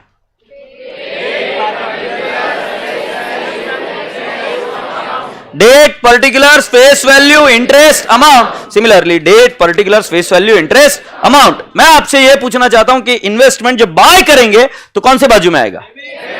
इन्वेस्टमेंट को कौन सा बैलेंस होता है? So जब बाय करोगे तब कौन सा साइड? जब सेल करोगे तब कौन सा साइड? एग्रीड? अच्छा, मुझे बताओ फेस वैल्यू में एंट्री कब कब होगी? बाय या सेल के वक्त. और जब बेटा जी आप इन्वेस्टमेंट कॉलम में एंट्री करोगे तब भी कब करोगे? जब बाय या सेल. बट फेस वैल्यू में फेस वैल्यू आएगी, बट अमाउंट कॉलम में आएगी एक्स इंटरेस्ट प्राइस. यस और नो? आइला, इंटरेस्ट में कौन सा एंट्री आता है? इंटरेस्ट. अक्रूड इनकम या इंटरेस्ट की एंट्रीज आती है, वो मैंने अभी तक समझाई नहीं. बट एक बात बताओ, इंटरेस्ट कौन सा अकाउंट है? इनकम, एक्सपेंस, असेट, लायबिलिटी क्या? सो इंटरेस्ट अकाउंट कहां ट्रांसफर होता है? P&L account. But investment account कहां कैरी फॉरवर्ड होता है? Balance sheet, asset side. Do you all agree? फिर हमने ये चीज देखने की कोशिश करी कि राजा बेटा जी ये आउटस्टैंडिंग इंटरेस्ट का माजरा क्या है.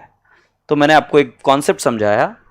उस कॉन्सेप्ट के अंदर मैंने बताया एक्रूअल से जितनी भी चीजें जनरेट होती है, 4 चीजें, वो अगले साल की पहली तारीख को क्या हो जाती है? रिवर्स. मुझे इस टॉपिक में सिर्फ एक ही कॉन्सेप्ट चाहिए उसका, और वो कौन सा है? Interest receivable. तो मैंने आपको पूछा इंटरेस्ट रिसीवेबल की एंट्री क्या है? Interest receivable account debit to. और बेटा जी नेक्स्ट एंट्री क्या करोगे? Interest to interest receivable. ये एंट्री ऑटोमेटिकली क्या हो जाती है? रिवर्स. तो कल मैं इस चीज पर चर्चा नहीं करूंगा कि क्यों रिवर्स होती है. ये मैंने आपको वो कॉन्सेप्ट समझाया बुक कीपिंग और अकाउंटिंग का, और ये क्या है? प्रोसेस. अब मैं आप सभी लोगों से एक विनती करूंगा कि अगर आपकी कोई क्वेरी है तो पूछ लीजिए पहले. ए, बुक बंद नहीं करने के बे, मैं बोलेगा तब. मैं अभी पूछ रहा हूं कोई क्वेरी है क्या? पूरी क्लास क्लियर है? Now I need to ask you second point. शुरुआत में मैं स्लो रहता हूं, but I make it a point कि इधर उधर कोई गिरा हुआ है, कॉन्सेप्ट में कहीं पर भी थोड़ी सी भी गुंजाइश ना हो. एक बार कॉन्सेप्ट बिल्ड हो जाएंगे उसके बाद में हम स्पीड पकड़ना शुरू करते हैं जब हम प्रॉब्लम सॉल्व करते हैं. देखो हमेशा रूल क्या रहेगा क्लास का? Concepts will be extremely slow. So that everyone is together, और वो बोल ही नहीं सकता कि मेरे को समझा नहीं, भागने का मौका नहीं देने का उसको कमीने को। वो क्या बोलता है, मेरे को समझा ही नहीं। ऐसा अभी मैंने पूछा, मेरा काम था कि कोई क्वेरी है क्या, अगर तुम हाथ ऊपर करते तो मैं समझाता, हाँ तुम अगर इधर ये रहते कि ध्यान नहीं है तो शायद गाली भी मारता, बट समझाता। एक वो प्रोसेस हो जाने के बाद में कॉन्सेप्ट एक बार क्लियर हो गया, फिर उसको इंप्लीमेंट करा के दिखा दिया, तो अगले लेवल पर मेरे को ये नहीं चाहिए कि मेरे को समझा नहीं इसलिए मैं नहीं कर रहा हूं, फिर तो आलसी है इसलिए नहीं कर रहा है। एग्रीड? तो हम काम क्लास में कैसे करते हैं, concepts will be extremely slow. जैसे ही कॉन्सेप्ट्स क्लियर हो जाते हैं, एक हाथ दो प्रॉब्लम सॉल्व कर दिखाई जाएगी, और फिर आपको बोलना पड़ेगा, हमको बताना पड़ेगा कि तुम्हें अब भागना पड़ेगा, तुमको ये सॉल्व करना in the given time limit, और ये सब चीजें एकदम परफेक्ट बैठ जाएगी। जैसे अभी मैं आपको पूछता हूं, इन्वेस्टमेंट में बाय किया तो कौन से साइड में, सेल किया तो कौन से साइड में, इंटरेस्ट किस पर कैलकुलेट होता है, 6% बोला तो क्या होता है, rate of interest, right. Interest कौन सी तारीख को मिलता है, तुम्हारे दिमाग में रजिस्टर हो गई चीजें, बहुत स्लो स्लो स्लो कर मैंने चीजें रजिस्टर कर। मैं ऐसी भी लाइन बोल सकता था ना, interest can be given only on due date, but वो रजिस्टर नहीं होती है, क्योंकि तुम फिर किसी भी तारीख को इंटरेस्ट मिल सकता है ऐसा क्वेश्चन आएगा। बट मैंने आपको समझाने की कोशिश की कि कंपनी किस में बिजी है, कंपनी रियल एस्टेट में बिजी है। फिर आपको यह भी पता चलता है कि बीच में बाय सेल क्यों होता है, क्योंकि बेटा जी एग्जिट रूट चाहिए ही चाहिए लोगों को। अगर पैसा बीच में लगता है तो क्या करेंगे, at the end of the day you should have an opportunity to liquidate your asset. फिर बुक कीपिंग का लॉजिक बताया, कितने लोगों के घर है और उस घर के पेपर कितने लोगों ने देखे। तो you getting my point. So this is how I enter into the particular thing practically. I would just request you that don't stay absent without a reason, कि तुमको लगता है कि ये इजीली समझ में आ जाता है। बट जहां तक का मेरा एक्सपीरियंस है 10-12 साल का, ये 10-12 साल मतलब I have been teaching for long time then that, but last 10-12 years I have been documenting the things about students, and I have realise that कि वो जब इन चीजों को लाइटली लेते हैं ना, मैं कर लेता हूं, there is where the thing starts on the problematic note. So stay present every day. आकर इधर बैठ जाओ, बाकी का मैं खींच लूंगा। मुझे जितना आज समझाना था, मैं आश्वस्त हूं कि आपको समझ में आ गया, मतलब आपके दिमाग में बैठ गई कि वो चीज कहां क्या जाती है, राइट। अब इसमें ऐसा हो सकता है कि मैं जब स्टोरी सुना रहा हूं ना, तो स्टोरी सुनाते हो ऐसे कई बार होता है, या मैं बिल्ड कर रहा हूं कॉन्सेप्ट, तब एक आध चीज इधर उधर रह जाती है। अपना मकसद वो इधर उधर की पड़ी हुई चीजें नहीं है। अपना मकसद क्या है कि जितनी चीजें मैंने अभी रिवाइज कराई वो है। देखो, I have read psychology a lot, and I just would like to give you simple thing about my teaching, ताकि आप और हम सेम पेज पर रहे। और ये तुम्हारे साथ हर बार होता है और हर बार होते रहेगा। There is always a communication loss, there is always a communication loss. तुमने ऐसा स्टोरी सुना होगा, मैं अगर इस बंदे के कान में कोई एक चीज बोलूं अभी इधर, और उसको बोलूं कि बोलते जा, तो लास्ट तक बोलते हुए जो मैंने इसको बोला वो भूल गया सब, वो कुछ अलग ही स्टेटमेंट निकलेगा। ये बात पता है कि नहीं पता है आपको? There is always a communication loss, always always always. इसीलिए तो कंफ्यूजन होता है, कम्युनिकेशन छूटता है। तो जब मैं क्लास में बात करता हूं, जब मैं सिर्फ रिलेवेंट बात करता हूं, तो क्या होता है, उसमें से सारी चीजें आप तक नहीं पहुंचती। और सिर्फ अगर मैं इंपॉर्टेंट बात करूंगा, तो क्या होता है, कुछ इंपॉर्टेंट पॉइंट पहुंचता है, कुछ नहीं पहुंचता है। तो इसीलिए कॉन्सेप्ट बिल्डिंग के वक्त क्या किया जाता है, इंपॉर्टेंट पार्ट के साथ बाकी का मिर्च मसाला भी डाला जाता है। सिर्फ प्रोटीन नहीं देते आपको, प्रोटीन के साथ बाकी की भी चीजें देती, तब प्रोटीन अंदर जाता है। समझे कि नहीं? तो इसीलिए जो कॉन्सेप्ट देना है, उसके आजू बाजू में मैं कुछ चीजें बिल्टअप करता हूं और फिर वो आपको देता हूं। तो जो आजू बाजू में बिल्टअप किया उसके पास मत देखो आप, that was not the intention, the intention was the concept. और मैं लास्ट में जाने के पहले एक बार चेक करूंगा कि वो कॉन्सेप्ट आप तक पहुंचा है कि नहीं पहुंचा है, and I am thoroughly sure that has reached. Have you all understood teaching style? हाँ, जब मैं प्रॉब्लम में आऊंगा तब मेरे जैसा वानर कोई नहीं, तब मैं भगाऊंगा आपको, क्योंकि मुझे पता है कि प्रॉब्लम कंप्लीट होगी तभी तुझे मार्क्स मिलेंगे। अभी कॉन्सेप्ट अलग है, अभी मेरा है कि भाई आराम से समझ, टेक योर टाइम। तो मेरे को आपको मेरे 2-3 रूप देखने को मिलते हैं अलग अलग टाइम पर। अभी मैं एकदम प्रेमळ हूं, बट ऐसा नहीं रहूंगा जब मैं प्रॉब्लम के साथ रहूंगा। Is that point clear? So with this, as I said you कि today I have got some work and hence I am leaving early, ठीक है?